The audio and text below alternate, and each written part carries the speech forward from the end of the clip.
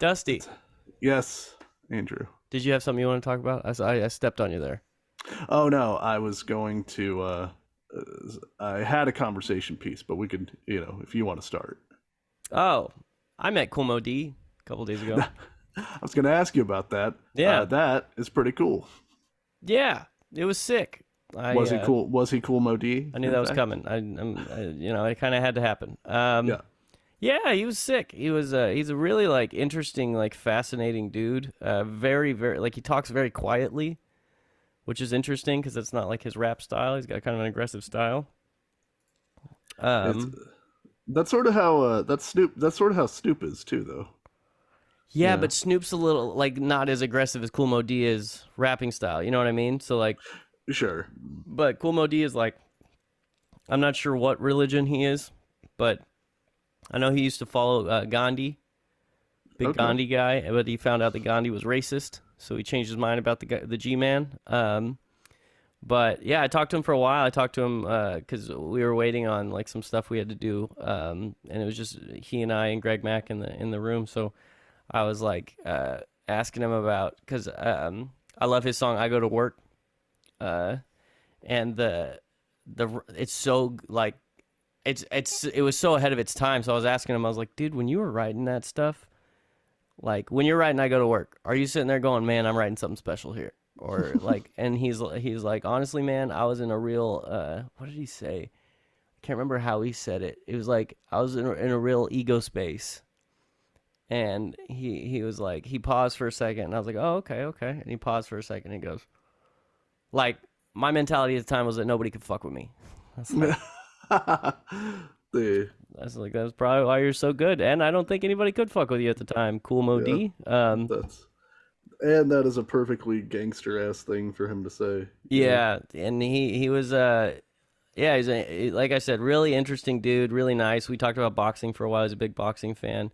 He loves Terrence Crawford, so we were talking about him, and then yeah, we did the interview, and I was pissed because I spent a long time like framing both shots, two camera interview, getting all the audio down and all that shit, and the audio ended up perfect. Kool Moe Dee's angle on the shot ended up perfect, but the interviewer sat way lower than I expected him to, and I didn't notice till after when I looked at the footage, and it's just the top, like, it's just his head at the very bottom of the screen. That's unfortunate. Yeah, so when we release the interview, it might just be a camera fixed on Kool Moe Dee the whole time, which sucks. But yeah, it was awesome. We went to the club, and uh, uh, he was meeting everybody and taking pictures and stuff, and he performed Wild Wild West, kind of like a surprise performance. He wasn't supposed to perform.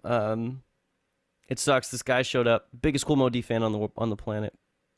So I let the guy in and talking to him, and the guy's like, "Man, this is the greatest moment of my life." Like after he met, I took him to Kool Moe Dee, like introduced him and all that stuff, and he starts to leave because he's a doctor, and I'm like, "Dude, don't say anything to anybody, but he's gonna play a song later." And the guy's like, "What?" And he turns around, and just walks right back into the club, and so we're kicking it for a little bit, and I hear Kool Moe Dee's not gonna perform, so I'm like, "What?" And so I start talking to like the DJs and everybody, and they're like, "Yeah, I don't think he's gonna do a song," and which was fine. Like he was like he was under no obligation to do a song. So we told the guy, Kool Moe Dee fan, "Hey dude, he's not gonna perform. You can go home." So the guy like he's cool about it. He's like, "Oh man," but he's like, "Thanks guys," and shook our hands and took off. Fucking 20 minutes later, I hear the beginning of Wild Wild West, and Kool Moe Dee starts rapping. I felt like the biggest jerk in the world. It's it's you I can't tried. you can't yeah. I mean, you went way out on a limb. You know. Yeah, I should have kept my mouth shut, but it was fun. It was a good time. I mean, if you would have kept your mouth shut, he would have left anyway. Yeah, I know. Then no Wild Wild West. Yeah, but then I don't make him stay for a little bit longer because he got work in the morning. What if he botched a surgery the next day? You know? Yeah. Uh, I just watched the Seinfeld episode where Jerry runs into an old college roommate, and the guy's like, "Do you want to?" He's like, "I got to go to a big meeting." He's like, "Do you want to get lunch?" And he's like, "Don't you have a big meeting?" And he's like, "I'll blow it off." And Jerry's like, "Yeah, blow it off. Who cares?" And then they're at lunch, and the guy's like, "Really shouldn't have blown that meeting off." He's like, well, why'd you do it then? And he's like, I don't know, to catch up with you. And he's like, we weren't even really that good of friends. Like, and then the guy ends up working at the Kenny Rogers Roasters across the street from Kramer's apartment. Oh, okay. Yeah, That's hilarious. but just the man really should have gone to that meeting. Yeah. So why didn't you? That happens sometimes. You're like, ah, fuck it. Who cares? Responsibility. And then later on, you're like, responsibility. Yeah, that was a tough transition, even in junior college. When I went to junior college, and I was like looking around, expecting somebody to like corral me to things, and I'm like, oh, you don't care if I come to this, like at all. Like, Yeah. unless the class is on the verge of being canceled due to lack of enrollment, you really don't care if I come to this class at all. No one's gonna take me aside and be like, hey man, you're really going to Denny's a lot instead of coming to this class. Yeah, when I was in junior college, I was like 19 or 20 years old. I cared about a couple things, and one of them was smoking weed. You know what I mean? And I got I came to English class one time, and it was like I had missed a bunch and came late and stuff. And the English teacher sat down next to me. Like, I sit in my seat, and she walks up and she sits next to me, and she's like, "Look," she's a sweet lady. She's like, Andrew, I really like you. You're really talented. I think you do good things in this class, but I have to be fair to everybody. If you miss another class or you are late another time, I'm going to have to drop you from the class. And this was like the middle of the semester, or like, yeah, it's like the middle of the semester. And I was like, well, thank you. I really appreciate you being honest with me. And yeah, I'll definitely consider that. And she got up and walked to the front of the class, and I sat there for a second just thinking, and I got up, picked my backpack up, and left and never came back. Yep. I knew there's just no chance. Like, I was gonna show up on time to every class period for the rest of the year. So I was just like, why would I waste my time doing this? Yeah. You're really wasting. It's really everyone's time you're saving, yourself included. Yeah, it was one of my handful of W's. The Andrew Idell story. I kept getting W's in those classes. I just wasn't ready for that at the time. Yeah, it's a hard transition to, like, if you miss high school, they'll call you. Like, the truancy office calls your parents, or needs answers, demands answers. Whereas, like, once you get to college, and you're paying for it, or the government's paying for it, or whatever, like, they don't care at all. Like, you go from complete accountability all the time to, like, I don't know, you just turned a number, so you probably understand the weight of what you're doing. Yeah, we might want to we might want to rethink that number. We should probably be like, it should probably be like 36. Yeah, it was a much bigger number. Much bigger number. 18. We expect people to pick their occupation for the rest of their lives. What would I have been if they made me pick my occupation at 18? I don't know. Probably still a radio DJ. Superman. Yeah, that might be true. I might be fulfilling my 18-year-old dreams. Yeah. Excuse me. I hate to be the one to put a halt to this placement test exam. However, I don't see Batman listed on the potential occupations. I looked under nothing. I looked under Bat, nothing. And then I, just to be sure, looked under Man, still nothing. So Man, the Bat. Do I write it in, or what do you suggest I do? And I had a backup, but I'm also not seeing it. Is Bikini Inspector anywhere on this? I have a t-shirt that has already bestowed me the honor of being a full body inspector, you see. Yeah. A female body inspector. Yeah. Female body inspector. Yeah. I see FBI on here, but I have a feeling it's not the right FBI. Mine is more in the arts as opposed to the sciences, if you understand my meaning. I'm sorry I didn't wear that shirt today, and you're wearing a shirt that has the arrow up that says the man, arrow down says the legend. Uh-huh. That's just one of my many others Spencer's gift shirts that I got. I knew a guy once whose entire collection of, look, I wear a lot of band t-shirts, so I am nay to throw stones necessarily, but I knew a guy whose entire wardrobe seemed to be shirts that you could get from Spencer's Gifts. That, like, protect your nuts, and it's a squirrel with a bat. Oh And man. like like a grown man, like a guy who taught at a school. And if I saw him socially, it was always some shirt that you could get from Spencer's Gifts. That's a problem about like being an actual funny person. I was voted by the Funny Bureau of America. Yeah. People always try to buy me funny T-shirts, and like they don't realize that funny T-shirts are for unfunny people. It's a starting conversation piece. Because you are unable yourself to start. I'll wear somebody else's joke on my shirt. Let's go Nuck and Futz, right? And you're like, nah, you see? Jesus. Do you see what I did? It's like an old-timey, like 50s cartoon ad, and it says, try ass. Yeah. No, I have that in my bathroom.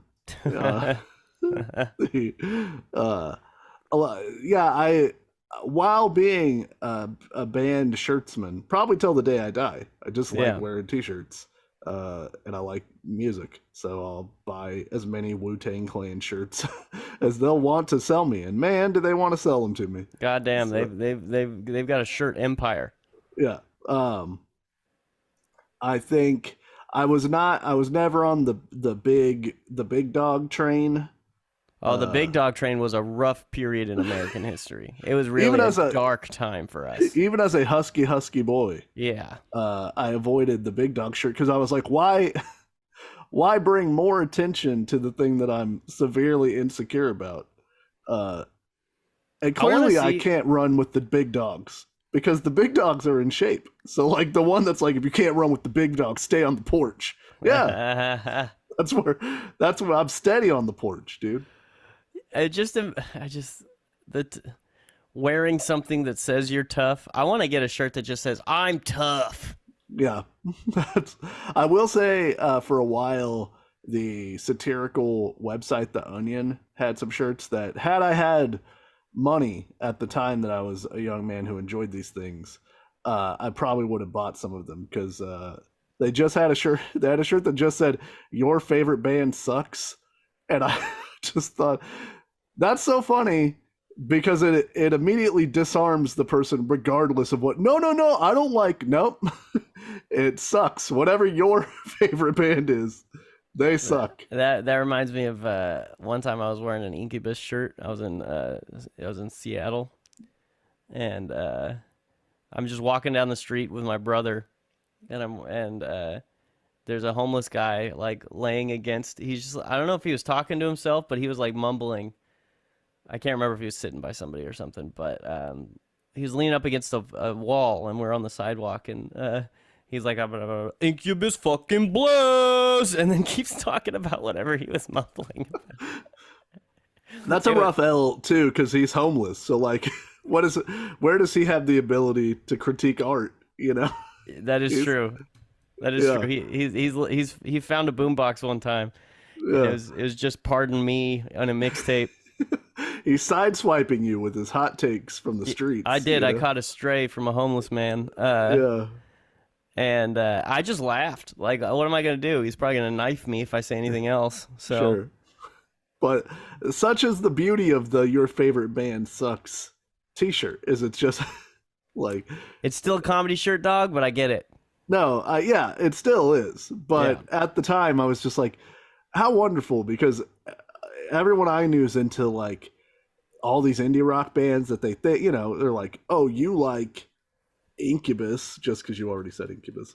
But like, I'm into the Shins and the Arcade Fire, blah, blah, blah, blah, blah, blah, blah. And it's like, oh no, it doesn't matter. Whatever your favorite band is, that band sucks. And it's universal across the board. Johnny Knoxville had some funny shirts back in the day. What was the one that they all kept wearing? I can't remember what it was. It was a black shirt with white writing, and like a bunch of them always wore it. And I thought it was hilarious. I can't remember what it was. There was one, I think he wears one in Jackass 2 that says "Fuck art, I just want to dance." Yeah. That's a good shirt. Yeah, that's a good shirt.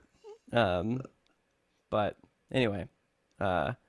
Speaking of art that might suck, gonna go watch Clerks 3 tonight, dog. Oh shit. Okay, good. Because that means that you and Jacob will have seen it. Yes. By the time we talk about Frogtown, because we have to. I'm gonna tell Jacob he needs to pony up on the previous Clerks conversation that you and I had, because we pissed him off. Yeah. Look, I'll give him an open forum. He's allowed. I just he's hope allowed a rebuttal. We told him to keep notes, so I'm hoping he kept those notes. I'm gonna text him today and see. And I definitely want to hear both of your guys' Clerks 3 opinions. Don't tell me what yours is. I want you guys to both come with it, because I hope he loved it, and I hope you hated it, and I hope you have the ability to tell my brother that you hate the movie that he loved. I don't want to do that, though, because I like Jacob very much. And I get to moderate this. Listen, I've been doing this to my brother for years. I know. My favorite thing to do. I am worried that I'm going to hate it, and I want to like it. Please let it be put on wax. For all of our previous discussion of Kevin Smith, I like Kevin Smith. I like Kevin Smith movies, the majority of them. Yeah. I am just worried that it's going to be bad, and that I'm going to be upset. So, but the reviews, at least from Kevin Smith people, are pretty positive, but I still can't trust those, because those same people said that Reboot was good, and Reboot is a terrible movie. I was about to say the exact same thing, because I almost said, I've heard some good things about it, but then I remembered that all those things were retweeted by Kevin Smith. So, yeah. And that did happen with Clerks, with Reboot, a bunch of people saying it's a masterpiece and like all this shit. And I'm like, what? It stinks. Yeah, I'm sorry. It stinks. I don't want it to stink. It does stink.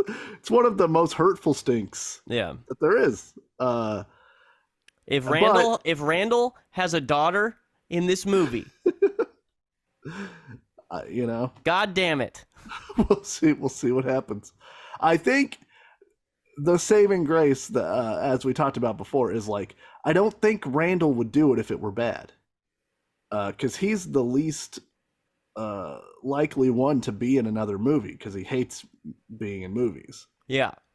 So I feel like unless he thought that it was good, he would not be in it. So that gives me some more hope. We'll see. We'll see. He could have a big gambling problem or something like that. We don't know that. We don't know that. Can't remember his name. I was going to say Jeff Brian O'Halloran. Anderson. Jeff Anderson. There you go. Yeah. Jeff Anderson. I met him once. Lovely individual. Took a picture. He flipped off the camera. Did not want to take the picture, I don't think. It was a weird night. Seems like a cool guy, but I think, did my brother tell that story last time? I can't remember. Yes, that he talked to Jason Mewes and tried to bum a cigarette off of him. Tried to take a drag of the cigarette he was already smoking. It was great. Level. Yeah. It was great. But anyway, real quick, I saw Top Gun. Oh, what did you think? It was fucking really good. Yeah? It was really, really good. It's very good. It was like, the nostalgia wasn't poured on so crazy, right? There is nostalgia, but it wasn't like shoved down your throat. It was very tastefully done, in my opinion. The jet scenes were fucking amazing. At the beginning of, and I'm not really gonna spoil anything if anybody here hasn't watched it. I don't plan on spoiling anything. But there's a scene where Maverick is flying with two other people, and they're like flying next to each other, and they're like, "Where is he?" And he goes right between them, like going vertically. Oh my god, god damn! Like, I don't know if Tom misses, bro, except for in his religion choices. Sure, he hasn't missed in a long time, but it's because he's like very specific about what he does, and he knows exactly who he is. Like, and more power to him. Make 8,000 Mission Impossible movies. I don't care. I'll watch all of them. I've still never seen one of them. I'll probably end up watching one at some point, but I gotta watch the Batman first. I still haven't seen that. Sure. I heard that was good. Also very good. Yes. Yeah. Long though. Long Batman. That drops at a letter grade. But big Batman, dude. The Top Gun seal of approval, Hall of Fame. That's how you do a sequel. There was a daughter in the movie. There was a daughter, but it helped the story. It wasn't a shoehorn daughter. Not Tom Cruise's daughter. It wasn't Borat has a daughter. Yeah. Right. So if the normal movie industry would have made Top Gun Maverick, Maverick would have had a daughter who was in the Top Gun. Yeah. And Maverick would have been the dad who doesn't have it anymore and who wants to live vicariously through his daughter and cheer from the sidelines as daughter saves the day, which is fine. Whatever. Not as good of a movie. I want to see goddamn Maverick tear some shit up, right? Yeah. I don't want Tom Cruise to ever be old. No. He's like, never show any weakness, you know? Like, I love that they put Val Kilmer in the movie. It's a fucking bummer to see Val Kilmer, and he's all sad Val Kilmer. Yeah, Bummer City. Bummer City. But it wasn't as bad as the Snowman, Val Kilmer. So it's true. Holy shit. Speaking, again, of art that is subject to ridicule, you want to drop that theme song, Andrew? I will very gladly drop that theme song.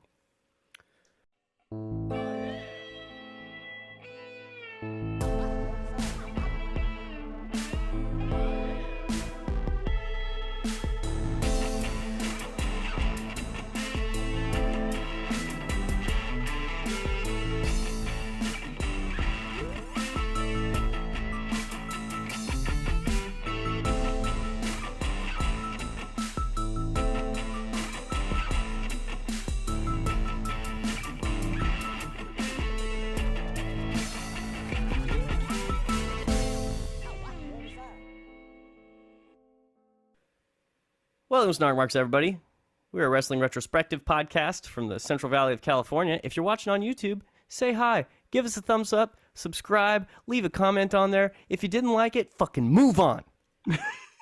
There's lots of other content. Yeah, so far we haven't had any negativity on YouTube. We are now putting our episodes on YouTube, trying to get the visibility up a little bit. And, you know, we've got some ideas for some cool, fun things we're going to do on there soon. I said that before. Let's see if I do it this time. I believe I will, though. I quit my band. I have abandoned them. Abandoned the band. That is why they call it that, because it was that word was originally attributed to somebody leaving a band. I don't know if you know that. It's Pete Best when he left the Beatles. I was thinking of Pete Wentz. I forgot. I got him mixed up. I was like, he left Fall Out Boy? What the fuck is that guy gonna do? The stupid lick his fingers and do it on his eyebrows thing. Can you get paid for that? But anyway, so subscribe to our YouTube channel. Follow us on Instagram and Twitter at SnarkMarksPod. Follow Dusty on Twitter at SnarkMarkD. Follow me on Instagram at Andrew Idell. I know that's a lot of following. It's all worth it. Okay. And listen to our back catalog. We've got a lot of fun deep dives. 1997 in wrestling, Vince Russo's bitch ass, the invasion angle, and 1989 WWE, right? Yes. Look at me. Excellent work. Yeah. We've also done a lot of booking shows, which are always fun. We're gonna put together like a what Cornette calls an omnibus. I don't know why. I don't know what that word means, but it's just a conglomeration of every time we've talked about this shit. So we're gonna do that. I'm not gonna call it an omnibus because you know what? That's the fucking that guy's thing, you know. Yeah. But we're gonna do that and put it on the YouTube and the podcast feed and all that shit. And those are always fun and funny. And IWF is the best goddamn wrestling organization in the world. Second only. I mean, not second only. Followed closely by the GCWF. Dusty might say different, and that's fine. That's his prerogative. Like Bobby Brown. Yeah. I get to have my own prerogative. Who I also will be meeting soon. Yeah. And, you know, everybody's talking, you know. Yeah. So an omnibus is a volume containing several novels or other items previously published separately. Oh, fine. That works perfectly. Still not going to use the word. Sure. And then, recently, we were going to do this week, and we teased it last week, we were going to do Hell Comes to Frogtown, but the person that we have to have my brother Jacob on that episode, and he was busy as shit last week, and we announced it before we asked him. He went and saw the Chili Peppers. I'm going to ask him about that. I still haven't asked him about that. He did a lot of things. He saw Clerks 3, which is what we're going to discuss. So that has been pushed out. We are going this week. We got lost on the way to Frogtown. and I had to tell Andrew, "Give me that goddamn map." For Yeah. any Tropic Thunder fans out there. Give me that goddamn map. Yeah, we were both peeing next to each other. So we were trying to figure out what to do, and I think Dusty just Googled worst WCW pay-per-view of all time. Yeah, Andrew was like, "What if we did a analysis on a Dark Side of the Ring episode? Really, dove into something classic and an interesting story and narrative that we could really sink our teeth into." And I was like, you know what my favorite thing on the podcast is? When I make Andrew watch terrible wrestling. Yeah. So I Googled worst WCW pay-per-views, and the Sports Kita list had 15 pay-per-views, and at the top of that list, Uncensored 95. See, I'm seeing this on thesportster.com. Oh, the Sportster. I'm sorry, yes. That is a well-known publication, thesportster.com. I did look at other publications. Not all of them listed this one. That's true. Great American Bash 91, also real stinky, apparently. I'd like to watch that one. So, yeah, Uncensored 95. This is... So was Dusty Rhodes the booker in 1995 in WCW? I believe it was by committee. So I believe Dusty, Kevin Sullivan, Mike Graham, Eddie Graham's son, and possibly some other people had input in... Mike Graham from the Dusty Rhodes documentary? Yes. Oh, okay. So I believe it was a team effort. But I think Sullivan is probably ahead of everyone else. So it's like he's booking the shows. I just looked at the dark matches for this. Have you seen the dark matches yet? I did. Little bummed out we didn't see a couple of these. Yeah. We curtain jerker. We've got Alex Wright doing his stupid dance probably versus Mike Starr. And then Mark Starr. I'm not familiar with Mark Starr. And then we've got Steve Austin. Yep. Versus Tim Horner. Steve Austin couldn't get on this pay-per-view. Yeah, it's jam-packed. And then we've got Stars and Stripes, which is a team. Yeah. Of Marcus Alexander Bagwell. Young white meat babyface Marcus Bagwell. Mr. Buff Bagwell. And the Patriot. Yep. Versus Dirty Dick Slater and Bunkhouse Buck. Yep. With Colonel Robert Parker. Yeah. So I would have liked to see a couple of those. I mean, I guess they probably sucked, but I'd like to see. I mean, I like to check in on Mr. Buff Bagwell off of Twitter sometimes. Yeah. And Steve Austin. I always like to see Steve Austin. This was probably stunning Steve Austin at the time. This is stunning Steve Austin. Okay. Yes. Was he doing the stunner? No, his move was the stun gun. Fuck yeah, dude. Which is where you pick a dude up and you drop him on the top rope by his throat. Ooh, I like that. Okay. So Andrew had texted me whenever I revealed that Uncensored 95 was the pick. And he said to me, quote, "There's no way it's worse than Sold Out. I don't want you to tell me what you think yet. I just want that." I said Road Wild. I thought you said Sold Out too. I'm looking at it right now. I said there's no way it's worse than Road Wild. Okay. So you don't tell me yet. Okay. We'll circle back at the end and see what happens. So I would like to provide a little bit of context, if I may, for this show. Hulk Hogan has arrived in WCW as of the previous June. So June 94, we get Hulk Hogan coming in. This is off of Super Brawl 5, which featured the first meeting between Vader and Hulk Hogan, who had spent the previous half year feuding with Ric Flair, retiring Ric Flair, and then having a main event match at Starrcade with Brutus the Barber Beefcake. So fuck yeah, dude. Yeah. Do you want to guess how the main event match of Super Brawl ended between Vader and Hulk Hogan for the World Heavyweight title? No, I would not like to guess. I'd like to know. in 15 minutes and 9 seconds, Yeah. disqualification. So I want to get this out in front. Sure. There's certain times I can't remember the last time I've said this.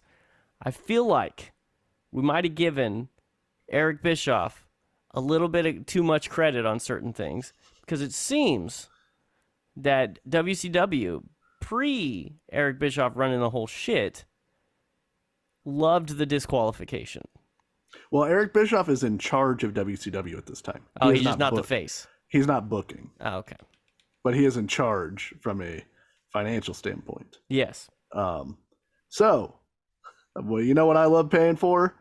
WCW pay-per-view, where the main event ends in disqualification, and then not having the rematch of that match at the next pay-per-view. Who cares? You know? Yeah.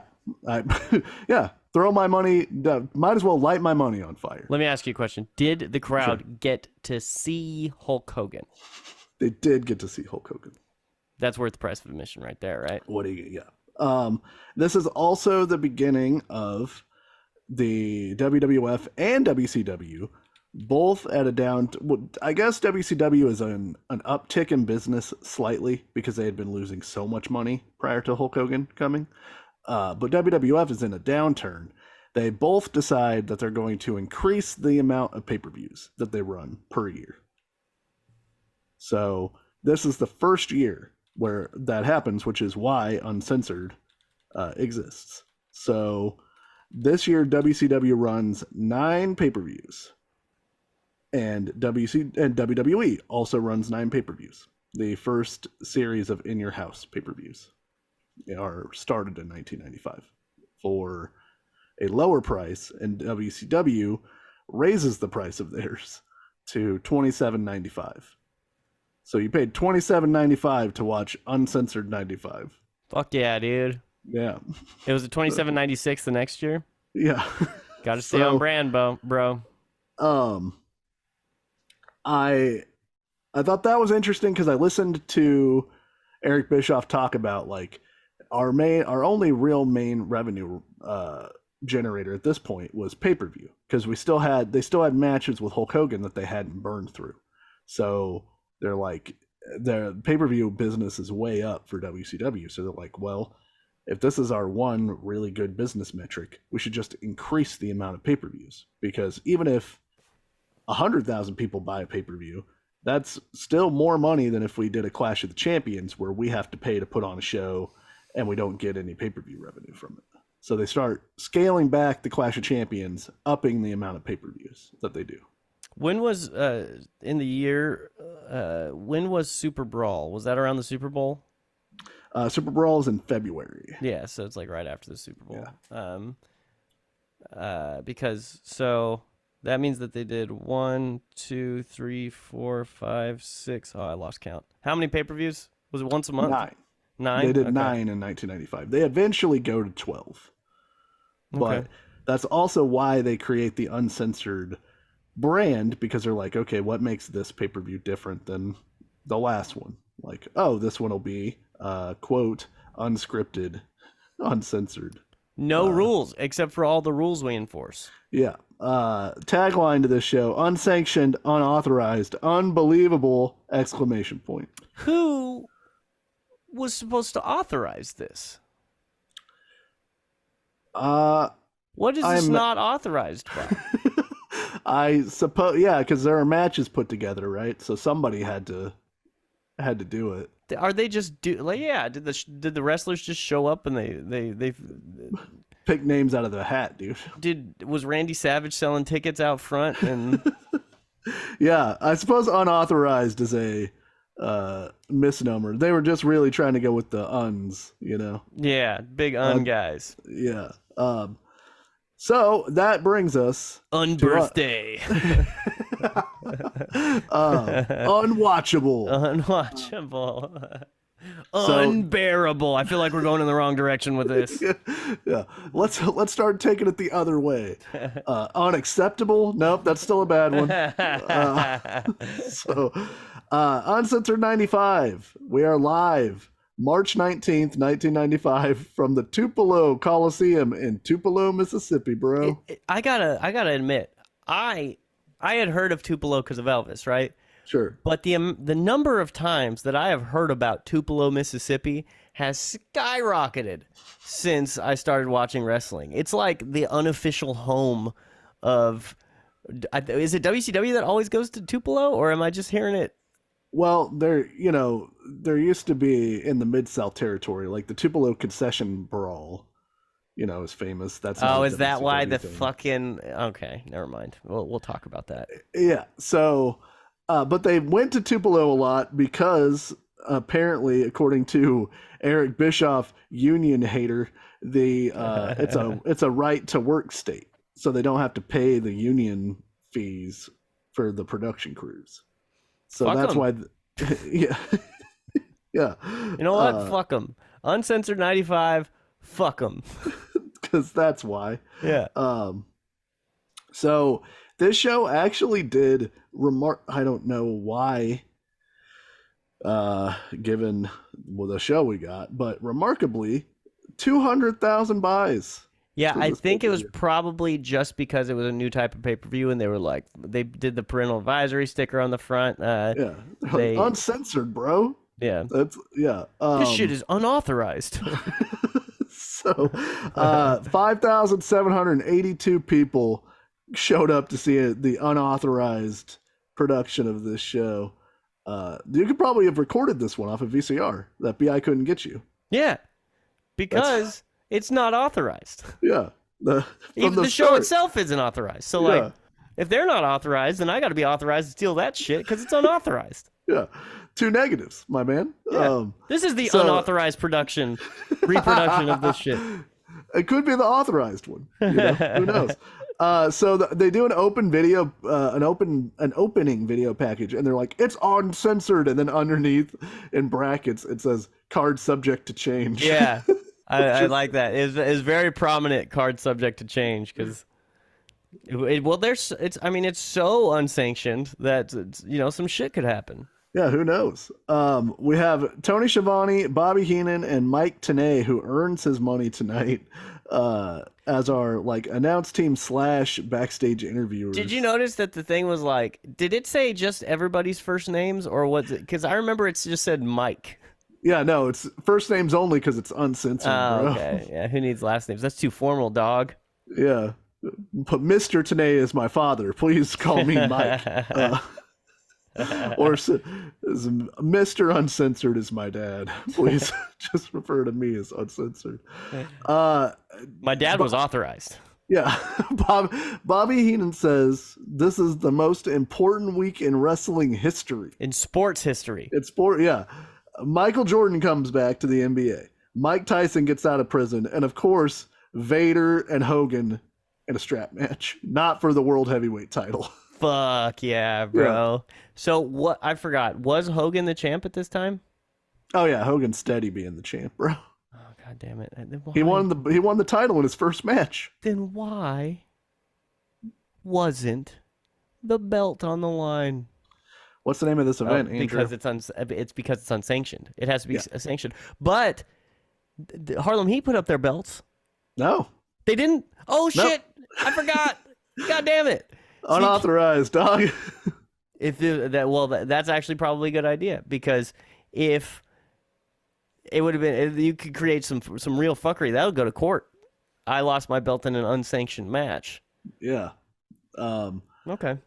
So we also talk about the debut of the Renegade. I mean, the Renegade. He's the ultimate surprise. Yeah. God, I fucking hate the Renegade. Oh man, I hate the Hulk Renegade. Hogan went to hang out with Bobby Eaton, Dennis Condrey, and Stan Lane to find the Renegade because he went to the dark side. Well, and he didn't come out to the Stick song. Like, what are you doing? Yeah. Right, he's not Tony Khan, dude. They're not paying for licensed music. Get the fuck out of here. Dude, it's unsanctioned. You can't. Look, the dudes from Styx are extra litigious. You can't sue Tommy us. Shaw? You're not getting by Tommy Shaw with that shit. You can't sue us. This whole thing is unauthorized. It says This so. whole damn court is unauthorized. It says so in our tagline. So, the Renegade, they debut him on the pre-show to this pay-per-view. So, like, zero fanfare. He's just standing in a block of ice like he's Brendan Fraser in Encino Man. And then Linkovich Chimovsky. yeah, they're like, all right, man, Renegade's here. And I listened to Eric Bischoff do his podcast about this show. And he's like, it wasn't supposed to be an Ultimate Warrior. Dude, I was hoping you weren't going to say that. He's Holy shit. Yeah. He's like, it wasn't, we weren't trying to get Ultimate Warrior and then couldn't, so we came up with this guy. We just came up with this guy. And we're like, but that guy is the Ultimate Warrior. He's even got the stupid hair. Yeah. By the way, Ultimate Warrior and Renegade, they need a good conditioner. They need some hair oil and a nice curling cream. I'll take care of them. Like, this is a problem. They're too frizzy. And fucking Savage. What are you doing with your hair, man? Well, he's under a mask. It's all fried out. It's because he's wild, dude. He comes from the dark side. That is true. You know? So, also, because... I only use Head and Shoulders, bro. The Macho Man gets a real bad case of dandruff otherwise. I wake up in the middle of the night, my head is ill itchy, oh yeah. Decidedly unmacho, bro. Also, because things are so crazy, this is how crazy we're getting, Andrew. Are you ready to get crazy? You want to get crazy? Yeah. No. Before the match. Tonight only, because it's so crazy. Oh, yeah. You can get the first minute of the WCW hotline for free. I can't believe how crazy that is. Look, man, that is bananas. By the way, I heard on Kevin Nash's podcast, my throat already hurts from doing that stupid Macho Man impression. Yeah. On Kevin Nash's podcast, they went through Hulk Hogan's WCW contract. And once the NWO hit, part of his contract was insane, by the way. Yeah. But part of his contract was if Hulk Hogan provided his voice for the hotline, guess how much of the money Hulk Hogan got? 100% of the money. 100% of the money.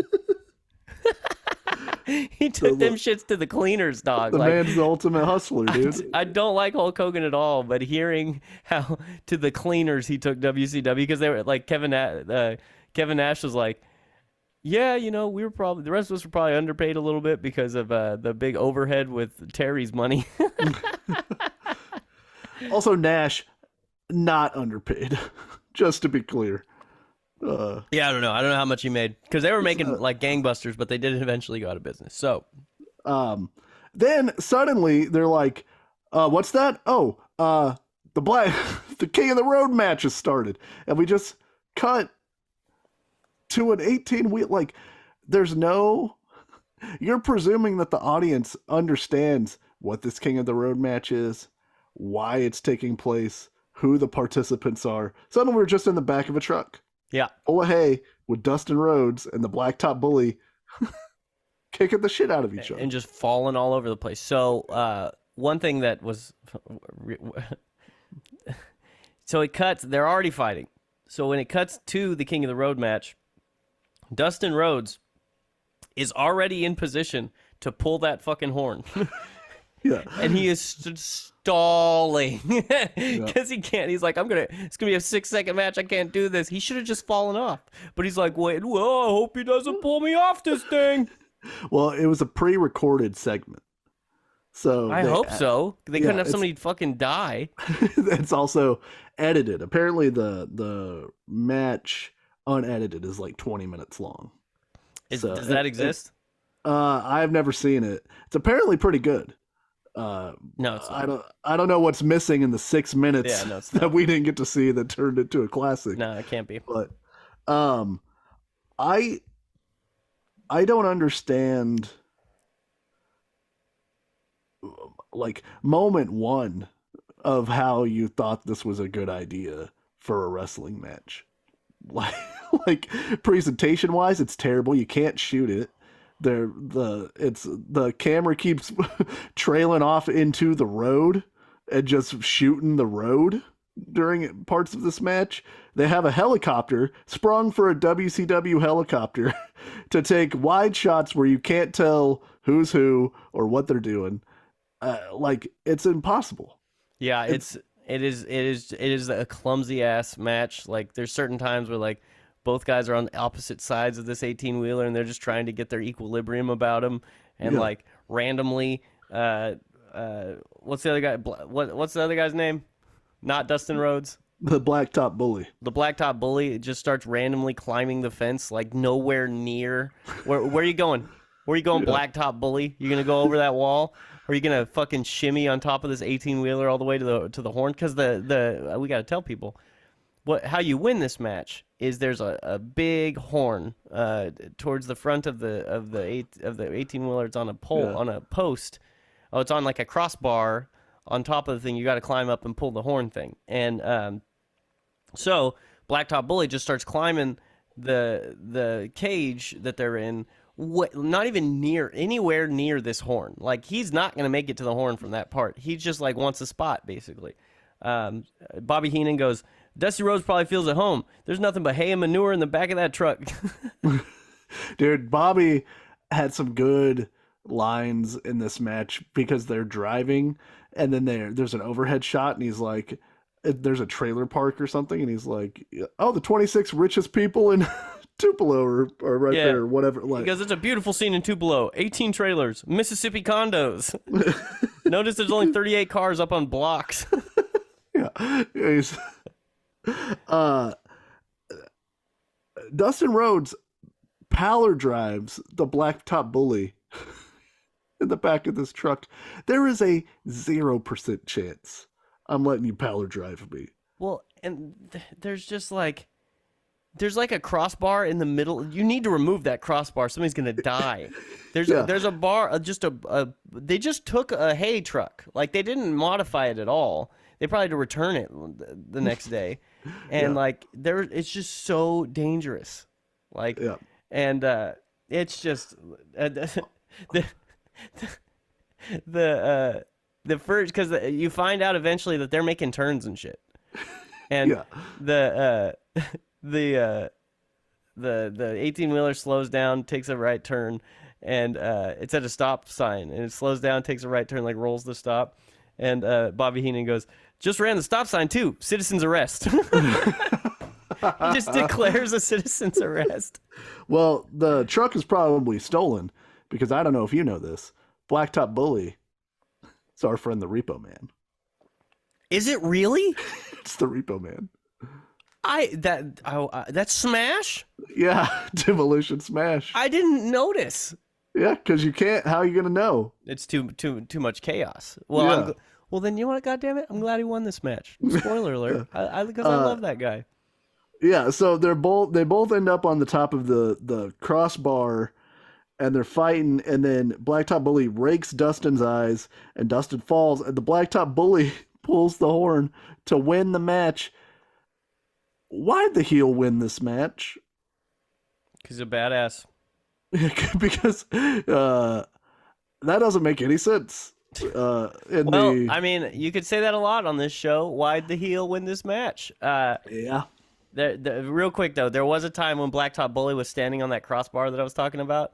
I don't know why he's standing on it, because there's nothing he can do from there. Like, it was like he was trying to kind of reach for the horn, but like the horn's like 3.5 feet out of his reach. But the truck slows down when he's standing on it, and he does this fucking flip off of it. It was just chaos. And then Dustin Rhodes hits the Blacktop Bully with a trough, and he goes, "That's what he and his dad eat out of." And Bobby Heenan goes, "And I learned a new phrase." He goes, "You know what's in that trough? Meadow muffins." You know what meadow muffins are? I have no idea. That's cow pies. Nice. Okay. God damn it, the brain. That's why he's the brain. Yep. So the famous thing about this match is afterwards, I don't know if you could tell. I couldn't really tell this time. Dustin Rhodes gets busted open in this match. He's bleeding. And they don't really do a good job with the camera so that you can see it, but bleeding was against the rules. And he had been told to bleed by the producer of this match, Mike Graham. And so whenever, I think after this pay-per-view had aired, Eric Bischoff fired Dustin Rhodes, Blacktop Bully, and Mike Graham for breaking the rules, even though Dustin was like, but they told me to do it. And he's like, yeah, well, them's the breaks. And that's how Dustin got his release, and then goes to WWF and becomes Goldust. That's crazy, man. This match killed Dustin Rhodes. Yeah, way to go, Bischoff. A big old whoopsie. How did Dusty feel about this? He was apparently pretty upset, but he didn't get out of his deal or anything. Yeah. With it, you know. That's crazy. But yeah, it was just like it was on the sheet, and I asked Mike Graham about it, and I was like, we need to get approval for this, and he was like, oh, we have approval, and I was like, well, all right, you know, and then he got fired for it. But that leads us to our first backstage segment of like 10,000. Oh, this is unsanctioned. It's not sanctioned by the WCW. Right. How do they fire him for blading? That sounds like something that's sanctioned. That sounds like something that you need authorization for, in spite of the fact that this pay-per-view is clearly unauthorized. Well, that is unbelievable. So yeah, it's an old catch-22. So we're backstage with the Stud Stable, and Meng has recently come to WCW, and he is dressed like someone's Abuelita. He's like all covered up in scarves. You can't see his face. And Arn Anderson cuts a pretty decent little promo where he talks about Johnny B. Bad being a desperate man, and tonight the wrestler's going to beat the boxer because, you know, he's made Arn Anderson's job easy because he's taken his hands away because his hands are in gloves. So Arn Anderson's going to beat him. That's one thing. It's like, does Johnny B. Bad realize that you can fight like he fought today without wearing gloves?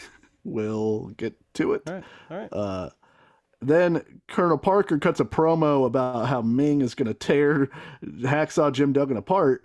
And then we get, for 1995, what is a pretty new thing, video packages for each match, but they need work. Like, it's literally like, let's go back and see how this thing with Meng and Jim Duggan developed, and it's just literally Meng kicked Jim Duggan at Super Brawl, and that's it.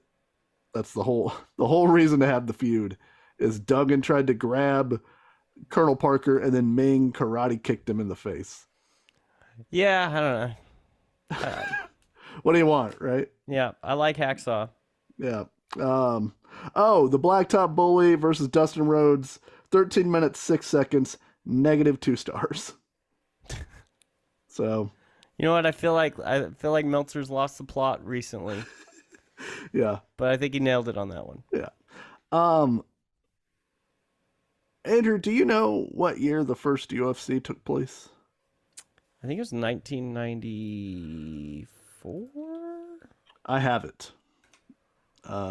Oddly, it was on a Thursday, but Thursday, November 11th, 1993. 1993. Yeah. They tried to pull this bullshit in a post-UFC world, even weird beginnings of the UFC, because our next match is a martial arts match between Meng and Hacksaw Jim Duggan, where Hacksaw Jim Duggan luckily got to make it to this event, recently getting off tour with Bruce Springsteen and the E Street Band. And he is definitely a roadie. He is not in that band. Oh yeah, he's not taking over drumming duties from Max Weinberg. No, he wears a bandana and carries the amps. Bobby Heenan has a good line here where Duggan's forearms are all wrapped with tape, and he goes, "Who knows what he has in his forearms? We know what's between his ears. Nothing." Yeah. Yeah, he calls him dumb the whole time. What? So, Dusty, can you tell me, in no rules terms, yeah, what a martial arts match is? No. Okay. I cannot. Thank you. Because it appears to just be a wrestling match with non like with a referee who doesn't know what he's doing. And Duggan's kind of like dressed in like he's in an American kung fu movie. Yeah, he's dressed like Chuck Norris's stunt double from Lone Wolf McCade. His Fire. big mentally challenged stunt. What was the movie Firewalker that you had to watch? Oh, I haven't thought about that movie in a long time. That movie's so bad. Yeah. Sonny Ono is supposed to be the announcer or the referee here, and he's Eric Bischoff's friend and apparently a legitimate martial artist, but he's trying to do some gimmick where he's like forcing Duggan to bow beforehand and to bow to him and to bow to Meng before they start, and Duggan's just not having any of it. And he's like, "Kiss my ass," and then he just points at the crowd. And he goes, "USA," and then he points to the other side and gets them to chant. Then he points to the other side. And like, people love Jim Duggan. We love Jim Duggan. He's just Jim Dugganin, Yeah. We love you, Jim. I hope the C word is gone, sir. Yeah. But then he bows to the crowd a little bit. He does, yeah. And then he eventually just bows. Yeah. This takes a long time to even get going. And then and it's funny, before it even gets going, Heenan goes, "He's lasted longer than I expected him to." Yeah. Meng, who is legitimately the toughest man in the history of the world, if you listen to pro wrestlers, does a lot of fake movie karate in this match. And Duggan doesn't do any karate. He's just punching him and then hits him with his boot at one point. And then Meng puts him in a nerve hold, which isn't even like, I understand. I'm looking too deep. It's not even a martial arts hold. It's just a nerve hold. It might be like a bullshit one, I bet Steven Seagal swears by it. Yeah. Well, he taught Anderson Silva how to kick Vitor Belfort in the face, dude. That is true. Yeah. That is true. So after a while, Duggan he hits the 3-point stance clothesline, and the crowd is legitimately into this. They're like, "Oh shit, he knocked Meng over," and then Meng gets back up, and then Colonel Parker tries to interfere, and then Sonny Ono tries to grab Duggan, and Meng uses this to hit a savate kick and pin Jim Duggan in 7 minutes and 4 seconds, and this got -2 stars. When you hit Jim Duggan with one, it's called a savant kick. Excellent. I wish I could go back in time, sell Heenan that joke. Yeah, I've got a Jim Duggan joke for you. I think he'd be stoked about it. Also, I don't know if they were in Tony Schiavone's ear or not, but it feels like they were going, "Tony, remember to mention it's uncensored." Yeah. Everything. He probably had a stipend in his contract for every time he said uncensored. Heenan calls Sonny Ono Sonny Bono, and it's just this is just a C- joke that you and I would make. Sonny, he goes, "Referee Sonny Bono," and Schiavone goes, "That's Sonny Ono." And there's a short pause, and he goes, "Well, I got you, babe." That's a look. It doesn't even make sense in the context, but he just referenced the Sonny Bono song. Look, they're not all knockout punches. You know? It was great. It was good though. I mean, I thought it was funny. Yeah, that's like Nate Diaz. He throws most of his punches at 60%. Sometimes you just got to land. Well, yeah, and it's like Nate Diaz in an interview. When most of it is marble mouth nonsense, then every once in a while he says the most brilliant thing you've ever heard in an interview. I refuse to be lame. I refuse to be lame. That's so sick. We go backstage with Johnny B. Bad, and Mike Tenay's like, "Isn't it not to your advantage to be wearing boxing gloves?" And Johnny B. Bad's like, "Oh yeah, having the boxing gloves is definitely a disadvantage. Why do it then? Yeah. What's your reasoning?" I hate doing this, but I gotta mention one more thing in the Duggan match because I forgot to mention it. This pissed me off to no end. I'm mad at Jim Duggan for this. Duggan, obviously wide awake in the stupid nerve hold thing. Yeah. Obviously wide awake, looking around, looking at the crowd. Still lets his arm drop twice in the arm drop check. Hey, he's taking that's like a standing 8 count, dude. The 2 arm drop. You just let it happen. Letting yourself come to your senses a little bit more. Yeah. So then, Johnny Bad's back. He's got his boxing coach with him, who's like knockoff Burgess Meredith from Rocky, and they're like, "You're gonna get him tonight, champ." And he's like, "What'd you call that left hand, Johnny?" And he goes, "You're going to Dreamland, Anderson." So that's a terrible nickname for your for your left hand. Does he call it Dreamland, or does he call it "You're going to Dreamland"? I imagined that the left is Dreamland. Yeah, I mean, it's better than the "Go to Sleep." I guess. The worst, I shit on Punk sometimes. He's fun to watch wrestle. Calling it the "Go to Sleep" is really stupid. Yeah, it's something that a 7-year-old would call something. Anyway. To be fair, whenever he stole the move, it was already called the "Go to Sleep." Oh, so okay. He could have called it something else. Rename it. Yeah. But whoever, who do you steal it from? Do you know who originated the move? Kenta. So it maybe it's a Japanese translation thing. Possibly. Or it's like, keep it simple. It's the "Go to Sleep." Yeah, but that's worse than the knockout punch, because the knockout punch is literally, at least it's naming a punch. It's not telling you what to do when you get hit by the punch. Yeah. Unless it was called like the "shit your pants," that'd be funny. Yeah. Not just because it's poop, it's Yeah, the SYP. SYP.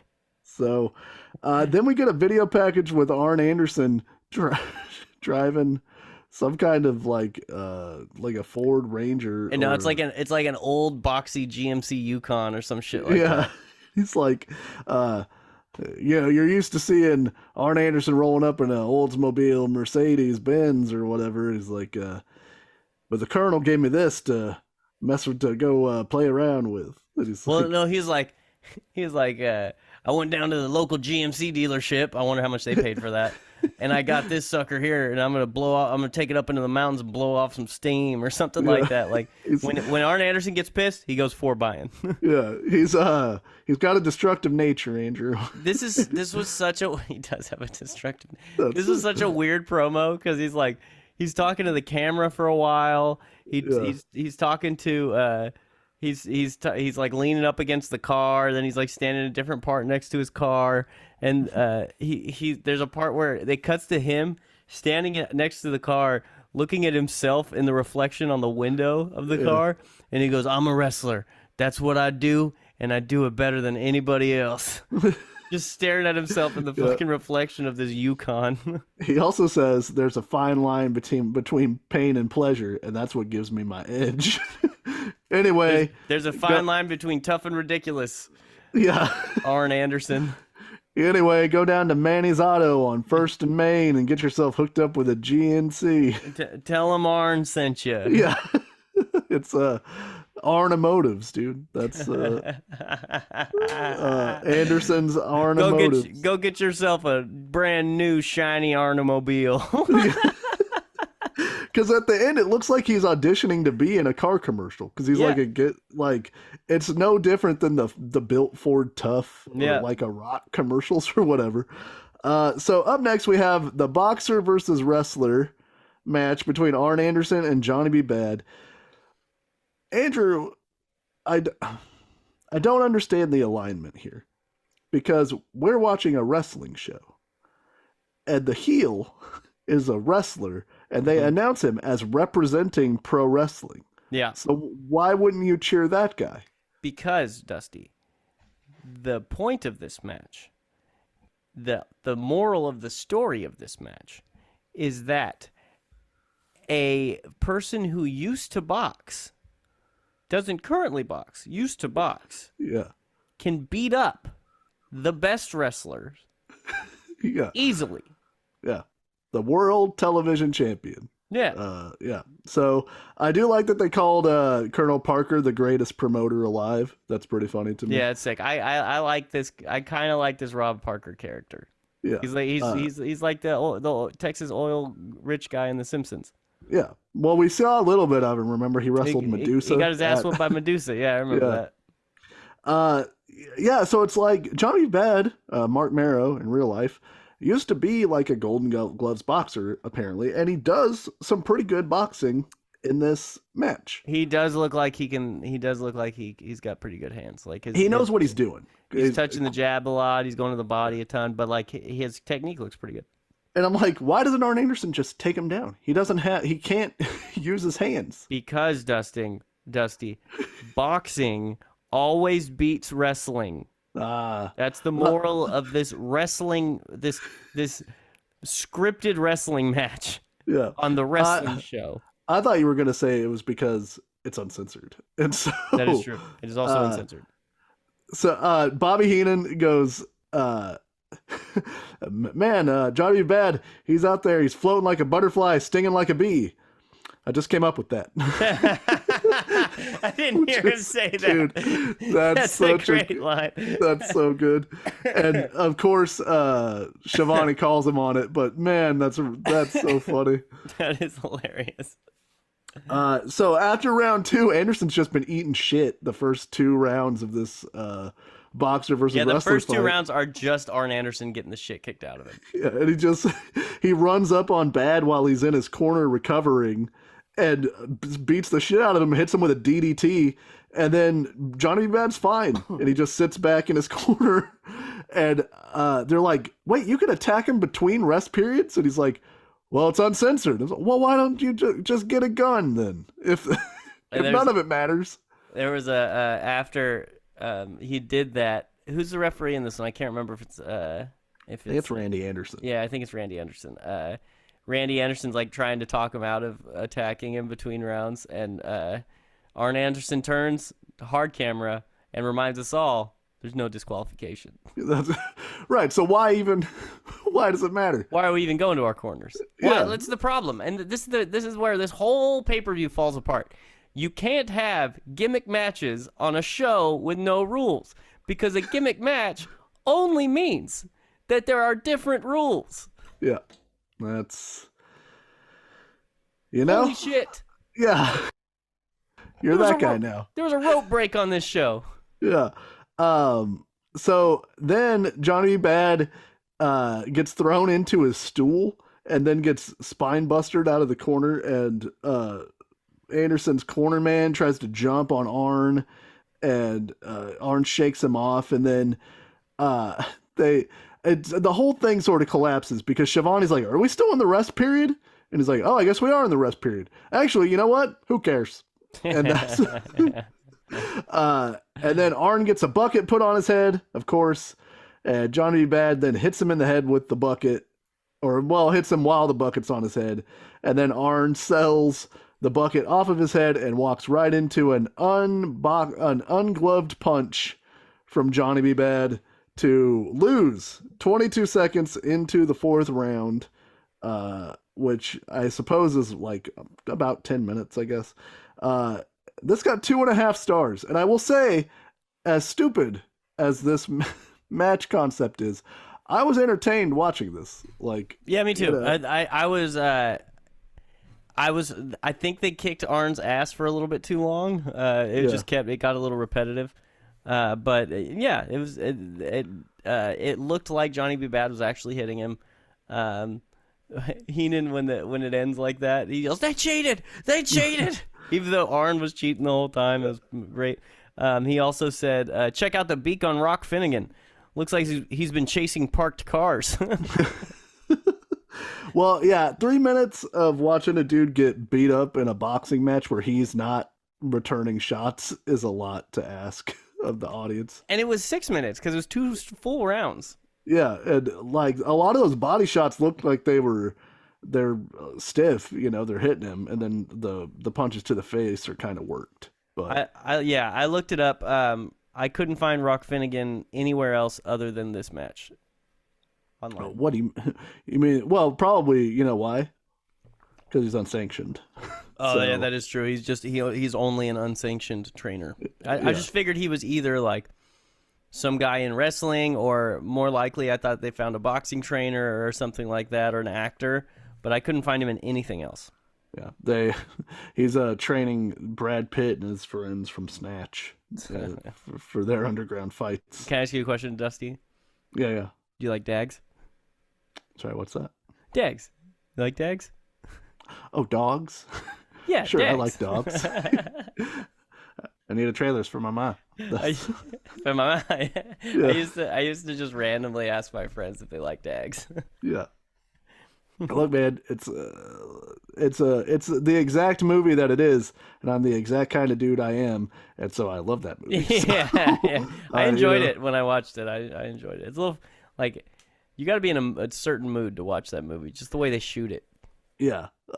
Now, Andrew, let's have a special look at the Macho Man.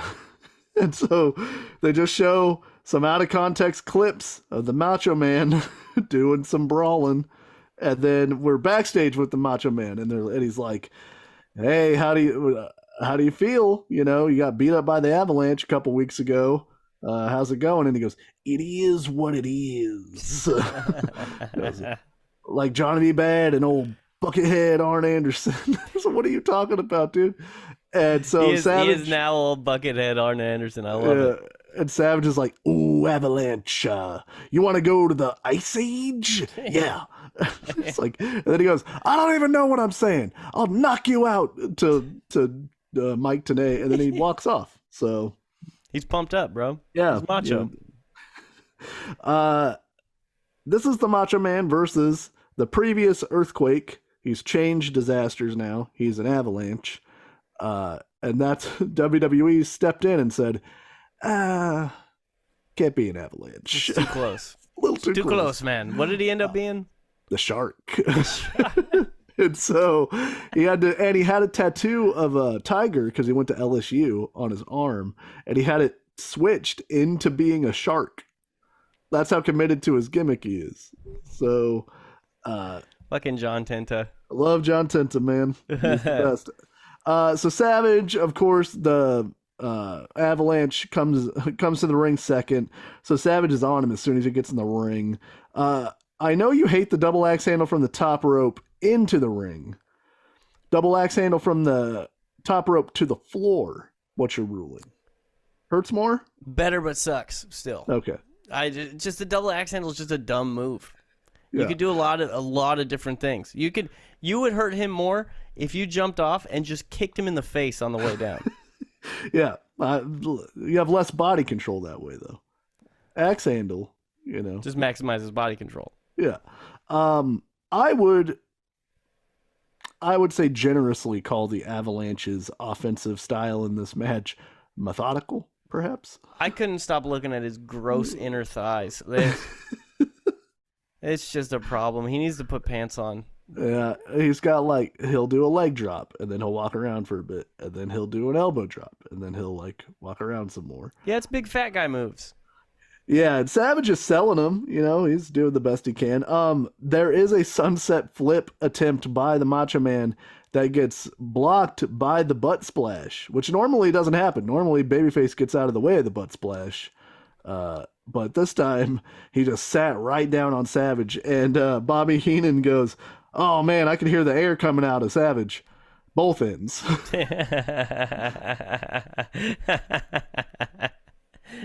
That's the funny thing, baby. You said that usually the babyface gets out of the way. Yeah. But this is WCW, where there's only one babyface that matters. Yeah. That should be the tagline. Everybody else in the doo-doo. Yeah, So, in the doo-doo. they fight on the floor, and then Ric Flair in drag appears and beats up the Macho Man on the floor, and then gets in the ring and takes off the wig, and the crowd's like, "What?" Because Flair had just recently returned from being retired by Hulk Hogan in October of '94. He returned at Super Brawl, and so this is one of his first appearances back, but he's not officially wrestling again yet. That's some sort of nature girl. Yeah. Is it just me? Or does that seem like some cool? And so Kind of goddamn nature girl. So then Avalanche hits the butt splash on Savage while the announcers are saying, "Well, it's uncensored, so the match, will continue." And then the bell rings. Yeah. Andrew, Mm-hmm. do you know how this match was officially noted as ending? This was a disqualification. For the Macho Man. in 11 minutes and 44 seconds on Uncensored. And that's the funny thing. We've watched maybe 3 Uncensoreds now. We've watched at least 2. Yeah. There's always DQs. Yeah. No, we've watched 3 because we watched the Doomsday Cage. We watched the one where it's the NWO versus WCW versus the Horsemen in that triple threat match where the NWO won and then never used their stipulation for anything. Yeah, because they got to challenge for any belt whenever they wanted. Wasn't that the stipulation? Yep. Never used it. And then this one. So that's 3. Well, they didn't have to use it because they realized.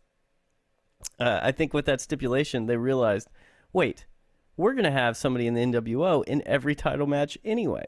Yeah. And if they lose, they'll just get it right back.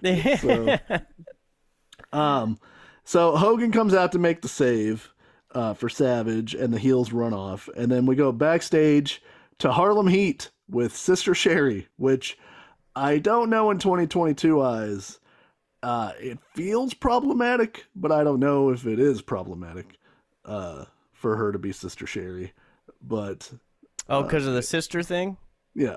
I think that's okay. Yeah.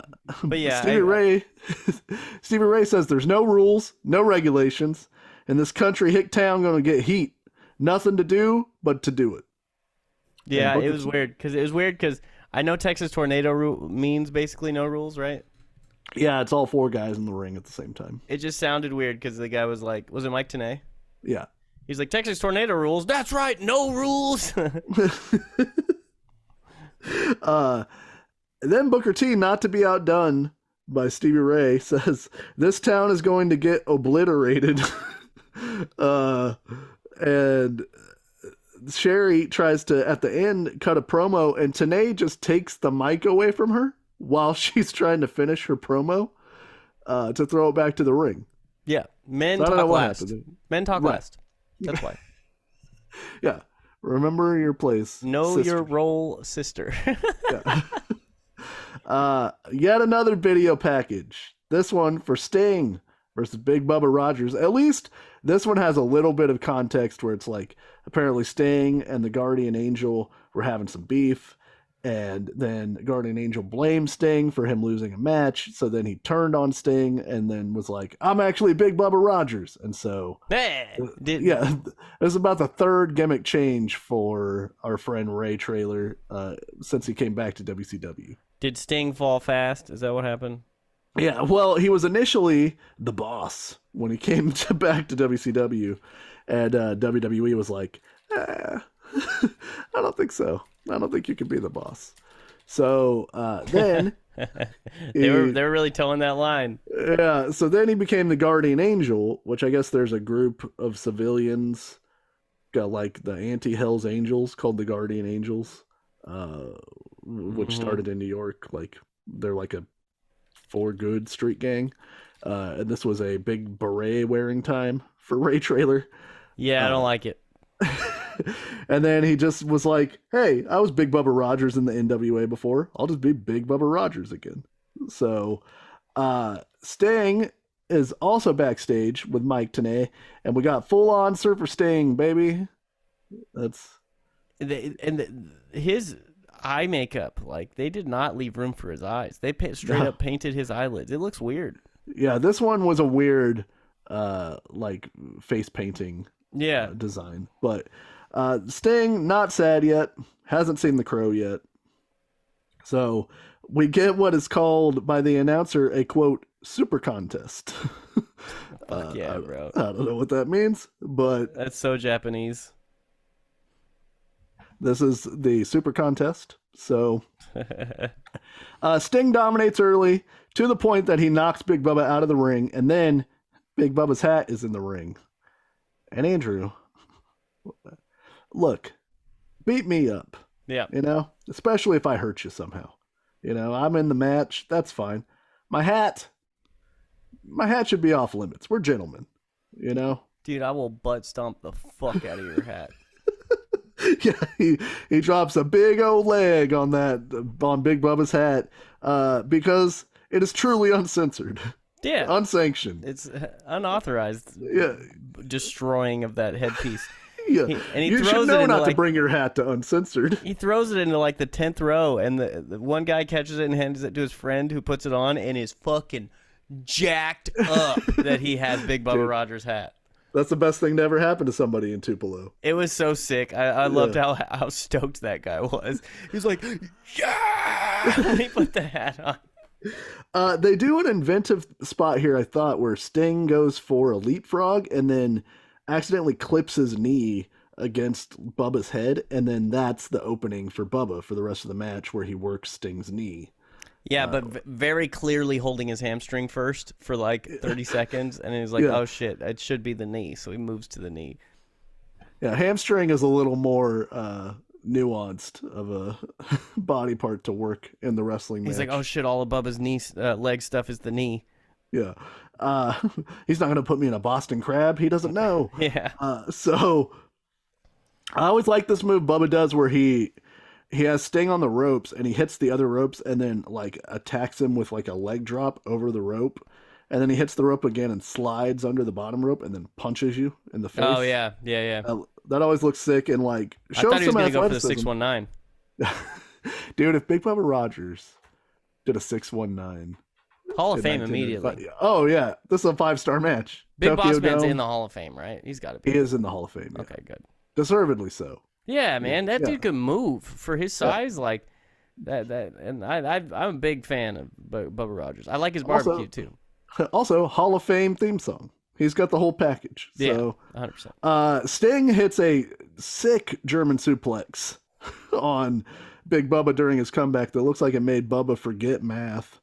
And then goes for a body slam, but his knee gives out, and Big Bubba falls on top of Sting and picks up the victory in 13 minutes 43 seconds. I was astonished. Wait, but you also forgot Big Bubba getting on the corner and just falling off. Oh yeah, that's a rough one for. Sting's I wanted to spare the man. Sting's on the ground. Big Bubba climbs the ropes, and before he even like pushes down to jump, he just beefs it straight to the ground. I'm trying to save Big Bubba the embarrassment, That shit was hilarious. Yeah. And then as soon as he beats Sting, he stands up and he goes, "I told you I was gonna win." and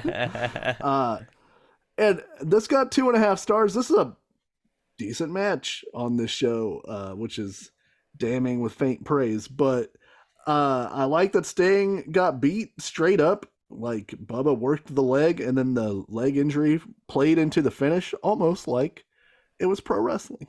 So yeah, I'm into it. I'm into it. This was not bad at all. The video packages have now become aggressively unnecessary to me. Like they aren't for anything. We get a video package for Harlem Heat versus the Nasty Boys, which briefly shows us that Super Brawl had a dusty finish between these two, where it looked like the Nasty Boys won the tag titles, but they threw one of the Harlem Heat over the top rope, so Harlem Heat retained the titles. And then we get a little vignette on the Harlem Heat. So I don't know if I guess it's a good idea if there's some indicator that people who haven't been watching the show a bunch are going to buy the pay-per-view to do these little video packages on the guys. But it's also like, if I paid my money, it's probably because I want to see some of this stuff. Well, and only a couple of them gave really good context. Like this one gave decent context, and the Bubba versus Sting one gave decent context. If they're going to give a little bit of context about the storyline, I'm fine with that because people might have their family watching with them and shit. Yeah. But like if they're just like, check out the highlights of the Macho Man throughout the years, right. Like make it brief if you're going to do that. Yeah. Also, you only have about 4 months of Macho Man footage for the through the years. No, yeah, that is true. You're not getting that shit from Vince, I can tell you that. Yeah, you're not. It's not WrestleMania 3 on your video package. Did you notice? How'd you? Go ahead. Sorry, go ahead. No, you. How'd you do with the Nasty Boys promo, Andrew? I got to tell you, this was one of my favorite parts of the show, simply because Brian Knobbs thinks he's in Tucson. Yeah. Did you hear him? Yeah. He said Tucson. Other than that, they stink. I hate how they scream. I just don't like it. I knew the instant that they were doing a Nasty Boys promo, I was like, oh no, Andrew's not gonna Andrew's gonna hate this. Yeah. I just don't like the screaming. Like, I don't mind watching them wrestle at all. I just don't like I don't think you need to scream. I get it, they're nasty, but like I feel like you could be nasty in other ways. Also, based on their theme song, nasty as they want to be. So, and they want to be pretty nasty, especially in an unsanctioned event. Yeah, they don't. Now the commission can't tell them to put deodorant on. You know what I mean? How much do you think Jerry Sags stinks? Oh, ooh. Would you rather? Okay, rank them. Okay. Jerry Sags, Jim Duggan, Avalanche. On stinkiness? On stinkiness. I think Duggan might be the least stinky, and that is a group. Yeah. There aren't many groups where Duggan is the least stinky. Look, I hate to do it to him, but I think just because size, I think it's got to be Avalanche. Avalanche. There's no way he can smell it. He can clean it all, and he's got those weird inner thigh jowls. Yeah. That those guys. There's a problem going on down there. And then it goes Jerry Sags, then Jim Duggan. I think that's probably true. I think I agree with that. But more Jim Duggan stinky. definitely stinks, though. Oh, yeah. More stinky, Vader. The stinkiest. Vader's got to stink. He's got to stink. He can't. No, he's a noted stinker. Oh, big stinker, huh? Yeah. He apparently didn't wash his gear very often, and so man, he would Vader. There was a rumor back in the day that Ronda Rousey stunk when she would fight in the UFC. I could see that as like a psychological advantage. That's such a weird thing, though. If you're gonna do that as a psychological advantage, like, not well. Nope. There's no way for me to make that. I'll give it some. I'll give it some room. Okay.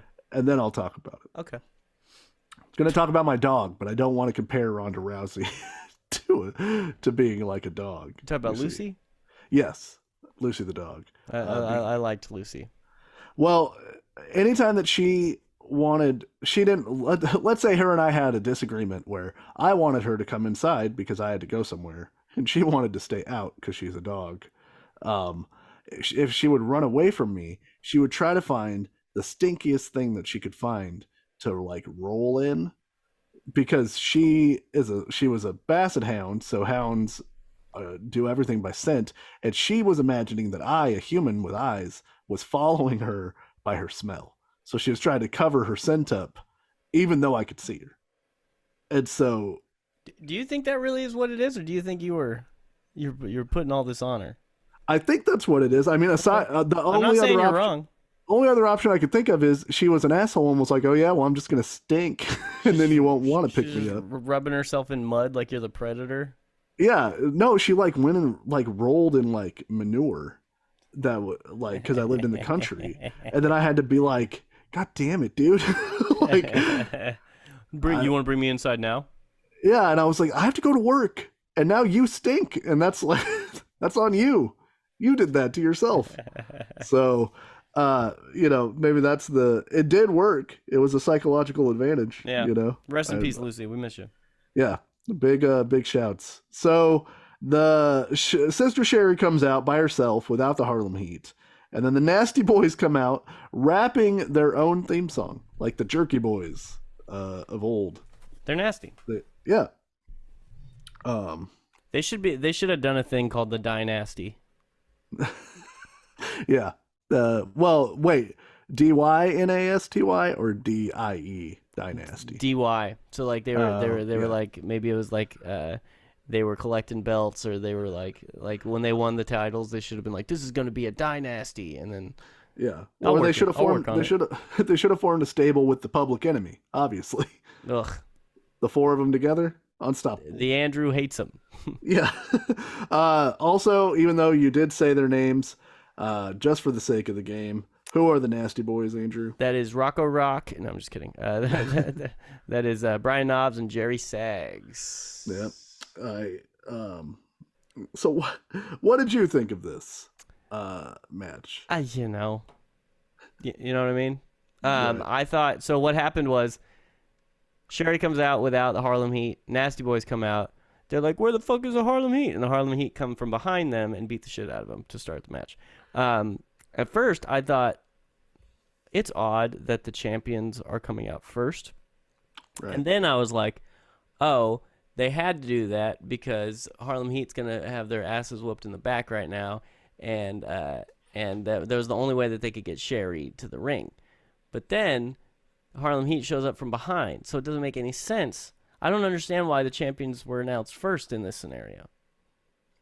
You want to take a guess? It is unsanctioned. That's a good point. Yeah. Well, they also, the belts weren't up, so I guess that doesn't. But yeah, I feel like you always put the champion second. Everybody's equal in this case, Andrew. Yeah. Well, that is something I appreciate. So the match, like it's a Harlem Heat versus Nasty Boys match in the ring. Yeah. And then they move on to the concession stand. That's totally a concession stand where you could have went and bought concessions. Wait, are you trying to say that was a setup? Well, yes. In short, yes, I am. Because that's not a concession stand. There's no there was barriers. Yeah, it's for the boys, dude. So kayfabe's not totally dead in '95, right? No, it exists, I suppose. So I wonder what those people were thinking. Like, God damn it! Like, can I go get some cotton candy? Like when it's sitting there. Really wanted a hot dog. Yeah. So yeah, they fight all the way to a concession stand, and just chaos ensues. They're just trying to find clever ways. Like, there's one of those like trays with a bunch of holes in it to put assorted foods, and it's cotton candy. And Booker T goes and grabs it and is like gonna hit one of the Nasty Boys with it. I can't remember which one. Sherry's beating the shit out of him, and he's gonna hit him with it, but Sherry's on top of the guy, so he can't really full swing it. So he just kind of like shoves it in his face, but it's cotton candy. Right, notoriously soft food. Yeah, it's a bunch of pillows, and so he just like almost the softest food. So he just discards it. Did you see the video I sent you? Yes, where Jerry Sags slides into the. No, well, so no, he didn't even slide into her. Sherry is just standing there, like, because this has gotten like it gets wild, like in the sense that there is ices and lemonade and mustard all over the floor, so they're just sliding everywhere. Yeah, and people keep falling and just tripping each other over. Sherry is standing there watching the pandemonium, and Jerry Sags just walks up from behind and just pushes her. And she like slides and falls on her back, and like it was pretty brutal. I thought that you sent me where Jerry Sags slides like into one of the Harlem Heat, I think, at one point in this match. It's wild and it's crazy in like the least dangerous way possible. Because like the Harlem Heat are covered in mustard, but it's like, well, that probably doesn't rule. I wouldn't want to be covered in mustard, but it doesn't hurt to have mustard on you. The only way it's dangerous is if one of these dudes slipped and hit his head on the ground. Like Sherry could have fucked herself up when Jerry Sags pushed her. And one time, one of Harlem Heat falls and slips, and like, thankfully they have giant man backs, and his back hits and his head doesn't hit the ground. If I fall like that, my head is smashing into the ground. It's like a cantaloupe. I've got a valuable head. Right. All my ideas are in there. I can't be. I can't be in a Tupelo concession stand brawl. Unfortunately, it's always been a dream of mine. Yeah. So eventually, they're brawling, and then suddenly the bell rings. Yeah. And they're like, I think the Nasty Boys won this thing. And you're like, where? Where'd they win it? I genuinely thought that they just announced the Nasty Boys as the winner. Right, I didn't think there was a pin. Well, and then they show in the replay, I think it's Sags and Booker T, and he slams Booker T onto the remains of the concession stand and picks up the pin. But it's a fun brawl, but it's not really like worth anything, like there's nothing too crazy. Sherry gets her face shoved into the Nasty Boys' armpits, which has got to be terrible. That's a movie Nasty you don't Boys. Yeah, that's a movie you don't want to make. 8 minutes, 43 seconds. This got 2.5 stars. So it is in the running for the best match of the night thus far. And that's true. I mean, Yeah. I probably liked Boss Man. I'm calling him that, and Sting better, but I mean, whatever. This one wasn't offensive. Yeah, and you know, some Harlem Heat get mustard on them. It's funny. Yeah, it's fine. So It's mustard. then Vader is backstage cutting the last promo of the night where he shoves Mike Tenay and he says it's uncensored and Hulk Hogan needs to get ready to play the pain game. And then Flair comes in, still wearing his mascara, and cuts a promo on Hogan. And he's like, the story that they're playing up is that he's obsessed with Hulk Hogan because Hogan ended his career. And I'm getting big Willem Dafoe vibes from Ric Flair in this promo. And he's still got some eye makeup on. He's still got his fingernails painted. Yeah, the man commits. You know, if nothing else, we get a worthwhile video package where they explain or they show that Flair and Vader beat up Hulk Hogan at the end of Super Brawl. And then Hogan goes on a revenge mission a couple weeks later while Vader's wrestling the Patriot and attacks him with a strap, which is how we get to this strap match. And then Hogan talks about having an ultimate surprise for the pay-per-view, which some people rumored to be the Road Warriors. And apparently Bischoff shot that down that they're busy in Japan. So that's how we end up with the Renegade. I hate the Renegade. I do not care for the Renegade. It pisses. It's so dumb. It is so, and it genuinely pisses me off that goddamn Eric Bischoff says that he wasn't trying to steal the Ultimate Warrior. Renegade the song, great. Renegade the wrestler, oh, of course, yeah. Of course, Renegade the song is great. We get an appearance from the lesser Buffer. Michael Buffer is here. Mm-hmm. I haven't had Michael Buffer in a while. I'm excited that he's back. He announces, for the detriment of this pay-per-view, that this match was sanctioned by the Mississippi Athletic Commission. What are you doing, Michael Buffer? You just hear Bischoff in the back. God damn it! We're not changing the tagline.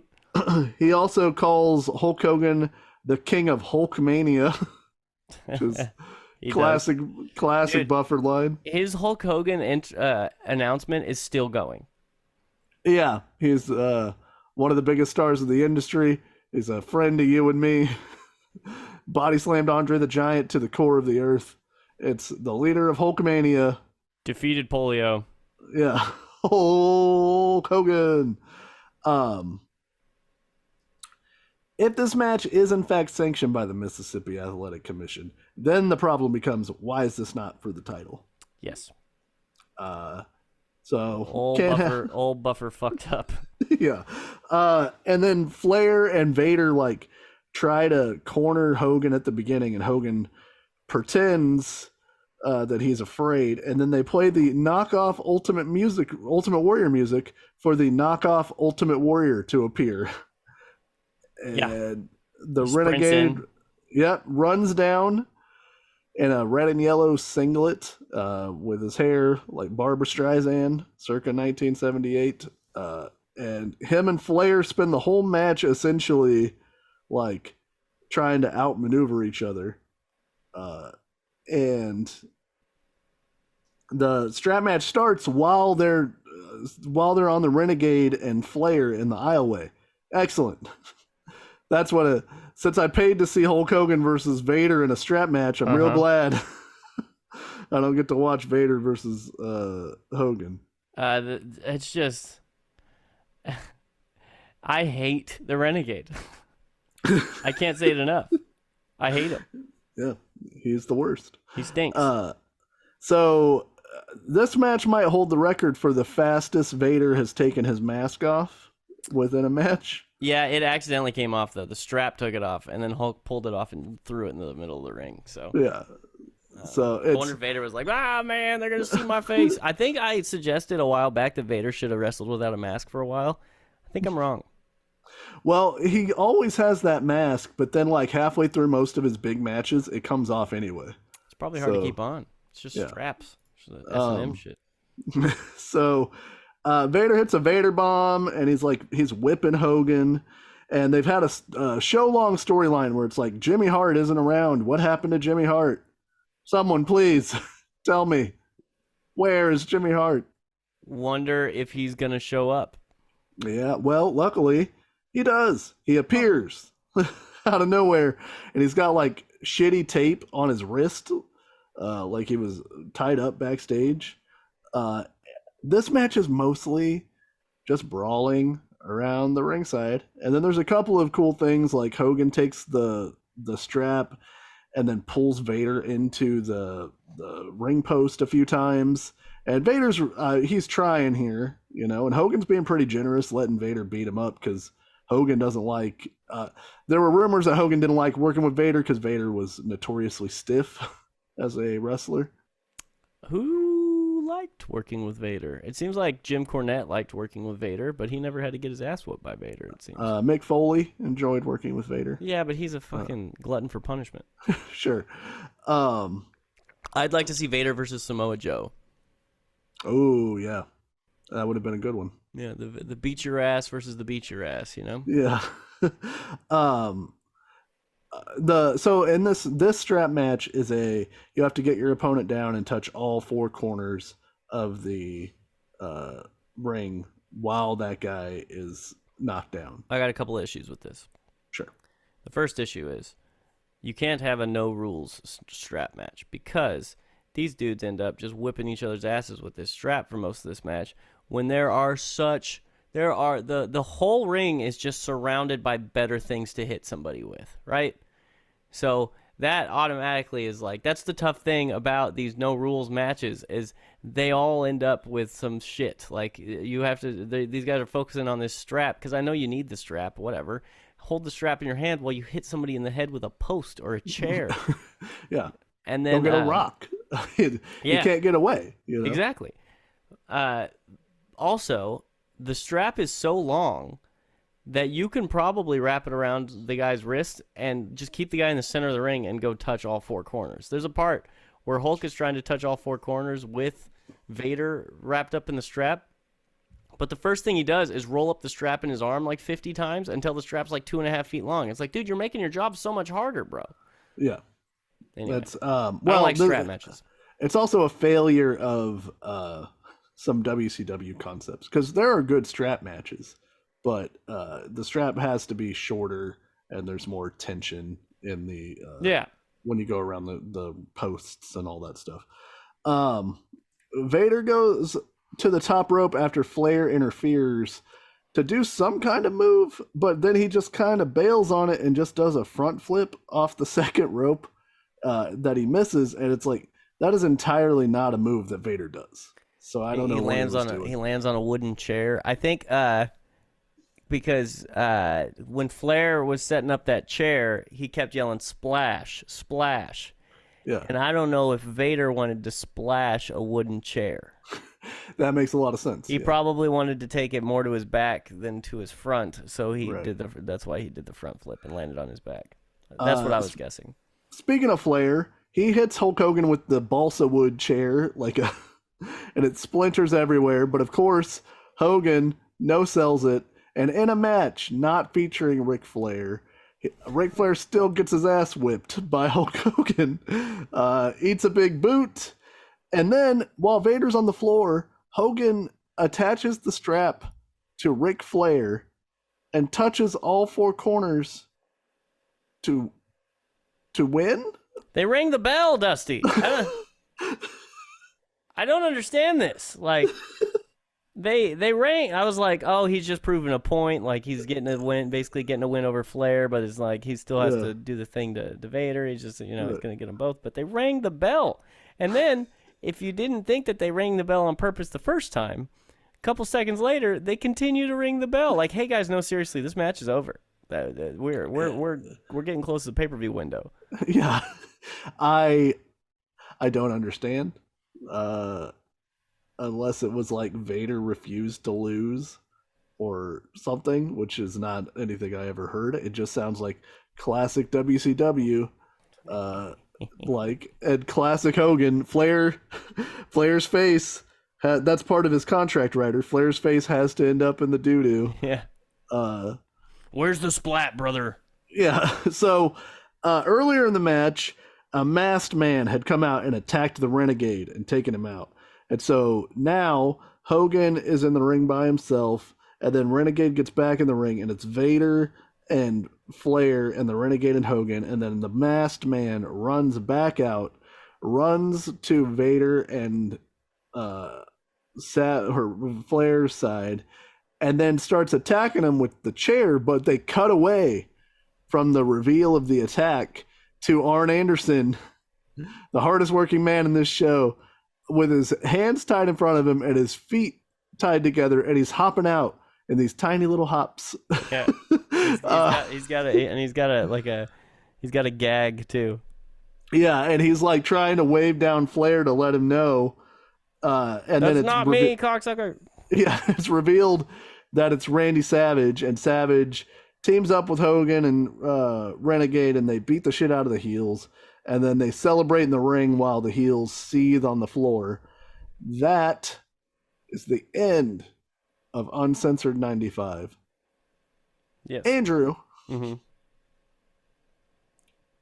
better or worse than Road Wild? I don't know if you're gonna like this. Okay. This is better than Road Wild, in my opinion. Wow. Okay. Yeah.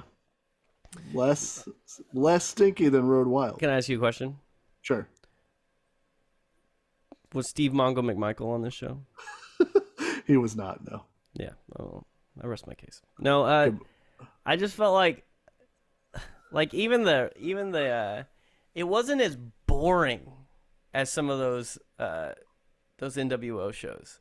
Yeah, in my opinion. What did you think? Did you think, because you were probably comparing it to Sold Out in your head, which was also a very stinky show. So what did you think? Did you think it was worse? I don't think this is the worst WCW pay-per-view. Yeah. There are ones from 2000 that are functionally. Oh yeah, we watched some really horseshit shows from. Yeah, because at least this, like, there are some finishes. There's some entertaining stuff going on. What I hate more than almost anything is a 10 to 13 minute match that ends in disqualification. Nothing is like more insulting to me as a person watching something, especially in like main events or like 50 dudes run in and then it's whatever. Like that Jeff Jarrett WCW era with Russo is way worse to me. Like this at least has some fun cartoony moments in it, you know, even though we're shitting on it because most of it's pretty bad. Hey, by the way, watch your mouth when you're talking about the JARRETT. Okay. Look, man, 2000 Jeff Jarrett can still fall in the doo-doo. Like Smash Mouth Jeff Jarrett. Yeah, I don't care if he gets pissed off. I'm not worried about it. Listen, you don't want to piss him off. That was hardcore. That was top shelf fucking prime slap nuts, Jeff. Yeah. So I didn't hate this as much as that. Like this is also bad. Oh like, yeah, this was not good. Yeah, there's very little. This is before like really the cruiserweights are the special sauce for WCW during their prime because it's like. All of this stuff still exists in those 1997, 1998 shows, but you also have like DDP, and then you have Rey Mysterio, and you have fucking a couple of cruiserweights. That's the tough thing because you got Benoit, you got Mysterio, you got Jericho, like all that. Yeah. Yeah, like so. Then the shows are inherently better because you're like, well, at least I'll get to see the fucking Ultimo Dragon or whatever, you know. Yeah. And we got rid of the martial arts match or whatever. No, I think Uncensored 97 has a martial arts match between Glacier and Morris. Is that Uncensored 97? It probably is. It probably is. I believe that is the one that we watched. But yeah, so I don't think this is the worst one. I hesitate to do those WCW 2000 shows because they're just so bad and they make me so angry. And it's so insulting as a fan of wrestling, you know. This at least is cartoony enough to still be fun. Even Giant gets knocked off the top of Cobo Hall is still funny, you know. Like there's some enjoyment to be had there. So yes, Glacier versus Mortis in a martial arts match was at Uncensored 97. Yeah, and I believe Mortis won that match because he wrapped a chain around his foot. So when he kicked Glacier, it hurt more because it's a chain. Yeah. Yeah. Okay, so you don't put this. Is it third? Is it behind? I'd have to put some real thought into it because I hated a lot of those NWO. That's true. You hated a lot more of those than I did. And I didn't even think about the 2000s WCW pay-per-views. This might not be in my top 5 worst pay-per-views. Yeah, the 2000 WCW shows with Chronic. Yeah, another thing about this one is only 2 hours 25 minutes long. Yeah, that's they breezed through. Yeah, it was. It was 2 quick sessions watching it. It was like, it wasn't good, but I didn't hate myself. You know, yeah. Why did I start this podcast? God damn it. Yeah, and you got a King of the Road match. First time. I got a King time. of the Road match. I got to watch Dustin Rhodes die as a character. So for our pop culture this week, this is a movie. This is a tough one for me to nail down because there's a lot of ways that you could have seen this movie, but I don't think that you would have went out of your way to see it. So okay. I'm going to say you have not watched it. Okay. It is Outbreak. About Ebola. No, I have not seen it. With the monkey and Dustin Hoffman and I believe Morgan Freeman is in this movie.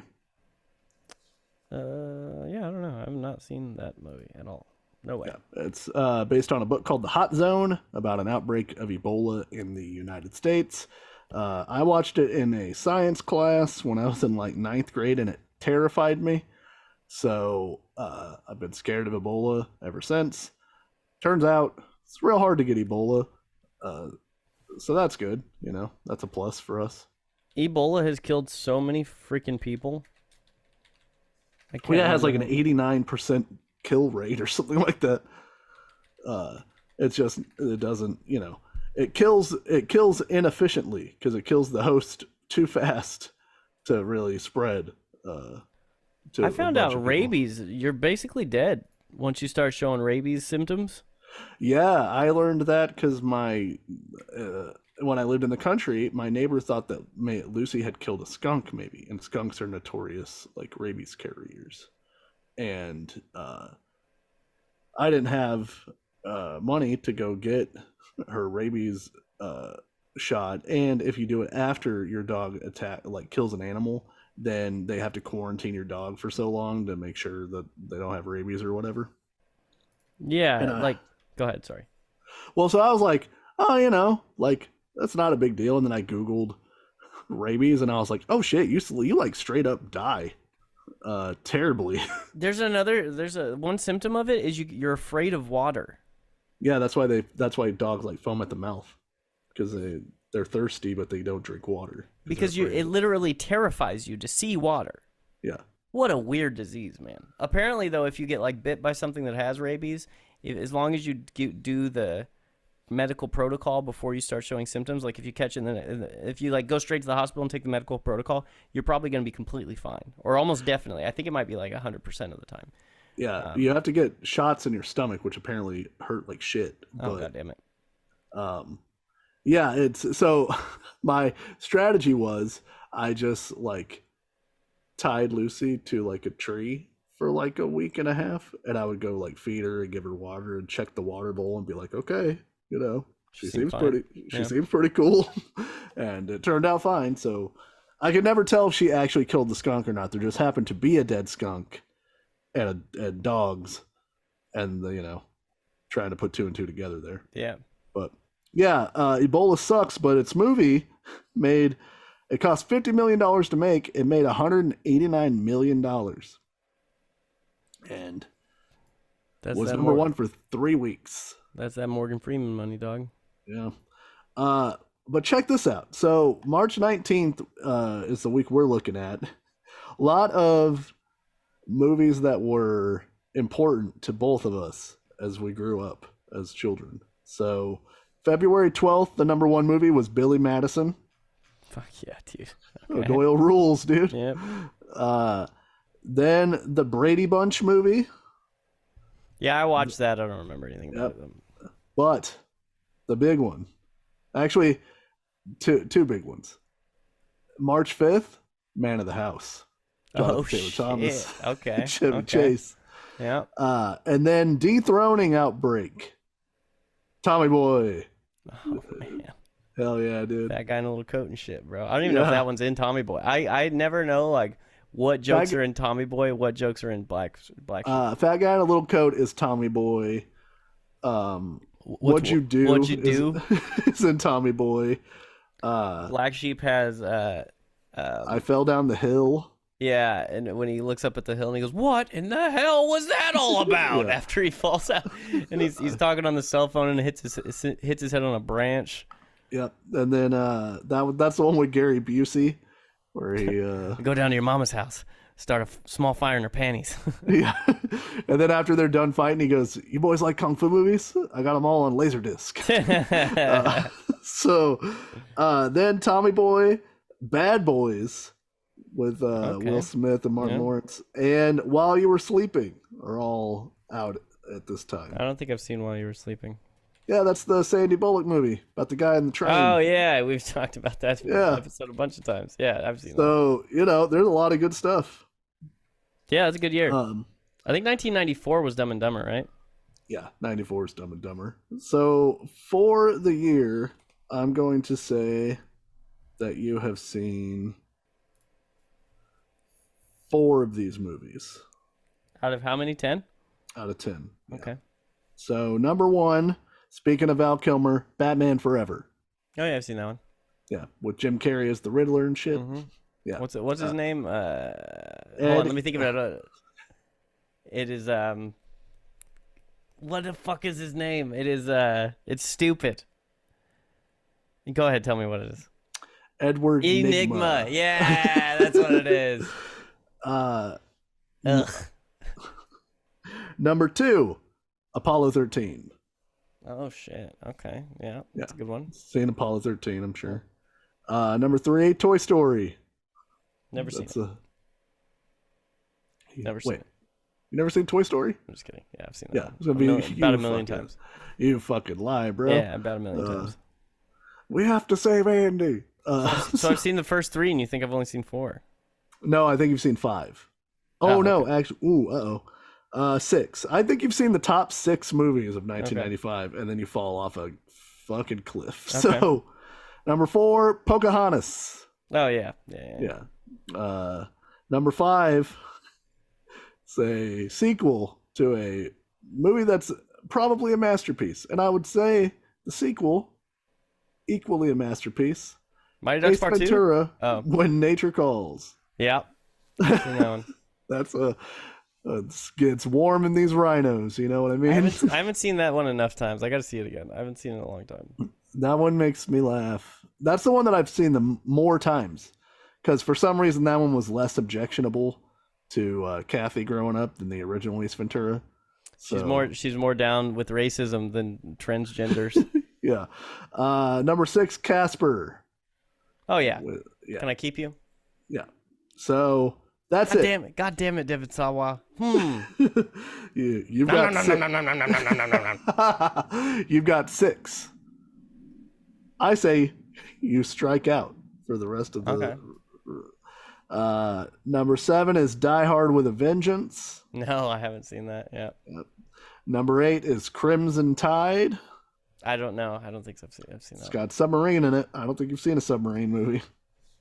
No, I've seen Down Periscope with Kelsey Grammer. Of course, yeah. How was I to forget? Yeah, you can't forget about Down Periscope. Number 9 is GoldenEye, which is a James Bond movie. Yeah, so that puts it out for you. Yeah. Number 10, Waterworld. with Kevin Costner. Does it count that I've seen the Waterworld show at Universal Studios? Nope, kick rocks, nerd. Yeah, that's it. I tried. Struck out 0 for 4 Yep. in a big spot. You know what? I think I saw all the important ones. You know? Yeah, actually 6 for 10. You know, you're doing well. That was 5. You're on it. No, you got 6. No, I was 5 that in. Oh yeah. So you're doing good. The number 1 album this week's pretty boring. It's the Bruce Springsteen Greatest Hits. So you know, we were super into greatest hits and soundtracks back in the day. Well, funny you should say that because The Hits by Garth Brooks is also on this. Then the Lion King soundtrack, the Friday soundtrack, Throwing Copper, the live album, the band, not a live album. Yeah, don't call yourself live. It's like the band. Don't call yourself the band. Unless you're the band, because the band rules. Well, that's what I'm saying. But still, don't call yourself the band. They're awesome. Just don't call yourself the band. You can't say shit to Levon Helm, dude. Live on. Is that who fucking Elton John was always singing about? I don't know. It's possible. There's a Van Halen album in here called Balance, but it's Van Hagar, so I don't recognize it. Which I'm kidding. I don't know anything about Van Halen. He can't drive 55. Like about 8 Van Halen songs, and then I'm out. Yeah. So, important to you is "Me Against the World" by Tupac. Ooh, I got out. nothing to lose. It's just me against the world. That fucking song is great. It comes out and is number 1 for 4 weeks, and the entirety of April pretty much is Tupac, "Me Against the World." It actually dethrones Bruce Springsteen's greatest hits. Took out the boss. Yeah, fuck you, boss. And then the number 1 song is "Take a Bow" by Madonna, but I don't know that song. So, oh, dude, "Me Against the World's a great album, by the way. Yeah. On Bended Knee by Boyz II Men is also on this Hot 100. Oh, Creep by TLC, and of course, cover band central. "This Is How We Do It" by Montel Jordan. This is how we do it. Look, dude, everybody is in for "This Is How We Do It." You have to do it, yeah. So, I looked up the modern rock chart. I know all of these bands, which is a unique, well, not from the 90s, but it makes me feel better because I don't know anybody that's on any charts now. Is Chumbawamba on it? No, but there's "When I Come Around," the Green Day. It goes "When I Come Around," "Lightning Crashes" by Live, "Good" by Better Than Ezra, "Misery" by Soul Asylum, "Hold Me, Thrill Me, Kiss Me, Kill Me" by U2, which is a song I don't know, because I don't care about U2. Sounds like a Marilyn Manson song title. Yeah. Do we want to say official song of the Snark Marks podcast, possibly? "You Ought to Know" by Alanis Morissette makes an appearance. It's either that or it's "Talk Dirty to Me." Yeah. If you haven't listened to "You Ought to Know" recently, just put it in there, man. It's feel it until you die. So, "Jar" by Green Day, underrated Green Day song. Oh shit, I haven't listened to Jar in a long time. Yeah. "Tomorrow" by Silverchair, which is a song I like. "Come Down" by Bush. I don't want to come back down from this ground. You wrote that and he did 9/11. Interesting. Yeah. Is that a rumor of Gavin Rossdale? No, Bush did 9/11. Oh. God damn it. You know what I mean? Missed it. I'm sorry. Yeah. And then "Lump" by the Presidents of the United States of America also makes. I'm just glad that exists, so we get the Weird Al song. He's Gump. So we get Gump. Yeah. Yeah. Oh, the end of the year. More Bush, "Glycerin." He's doing a lot of stuff. And then "My Friends" by the Red Hot Chili Peppers. Ooh, that's them with Dave Navarro playing guitar. That's a Navarro track. Oh, end of the year. Don't worry, bro. It's Wonderwall. So, after all, Goddamn. That's how we end Quite a year. 1995. Yeah. Um. Yeah, it's weird that I'm. Now I'm then I know I'm an old guy because I'm like, man, 1995. Those are some fucking jams right there. Gotta know. I like those songs. Anybody. I was 5. I was still listening to Christian music. I was 2 years from my 2 years before my Hanson era. Oh yeah, okay. Big Hanson guy as a 7-year-old. How could you not be? Two sisters, plus 7 years old. That was all me, man. All Really? me, baby. My sister was into Spice Girls. Oh, okay. And you're like, Hanson plays their own instruments. Yeah. Yeah. Artistic integrity of Hanson. Zach's the cute one. Taylor's the one that knows all the fucking music stuff. And Isaac is the older brother who's just like, cool. Yeah. That's Zach. I remember watching Zach play drums and have the Britney mic before Britney. Yeah. And I was like, oh man. Zach, That's about the coolest shit you can do. especially, he's a Topanga looking motherfucker. He looks a lot like Topanga. Yeah. They suffered, for that. I mean, in a different life, the three boys from Home Improvement could have been Hanson, and Hanson could have been the dudes from Home Improvement. That is true. Yeah. That is true. Could have It just would have worked out pretty well.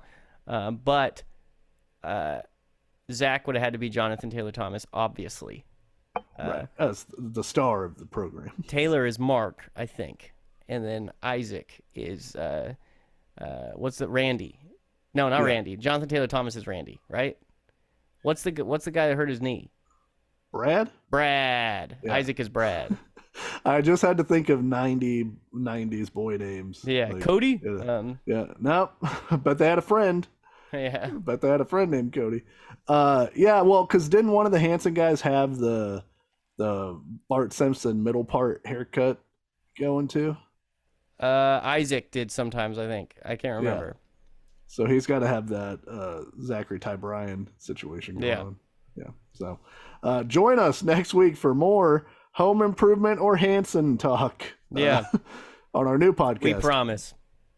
Yeah. So next week, like Andrew said, there are other life things going on. So we will be putting out the omnibus of our booking shows, which should be fun.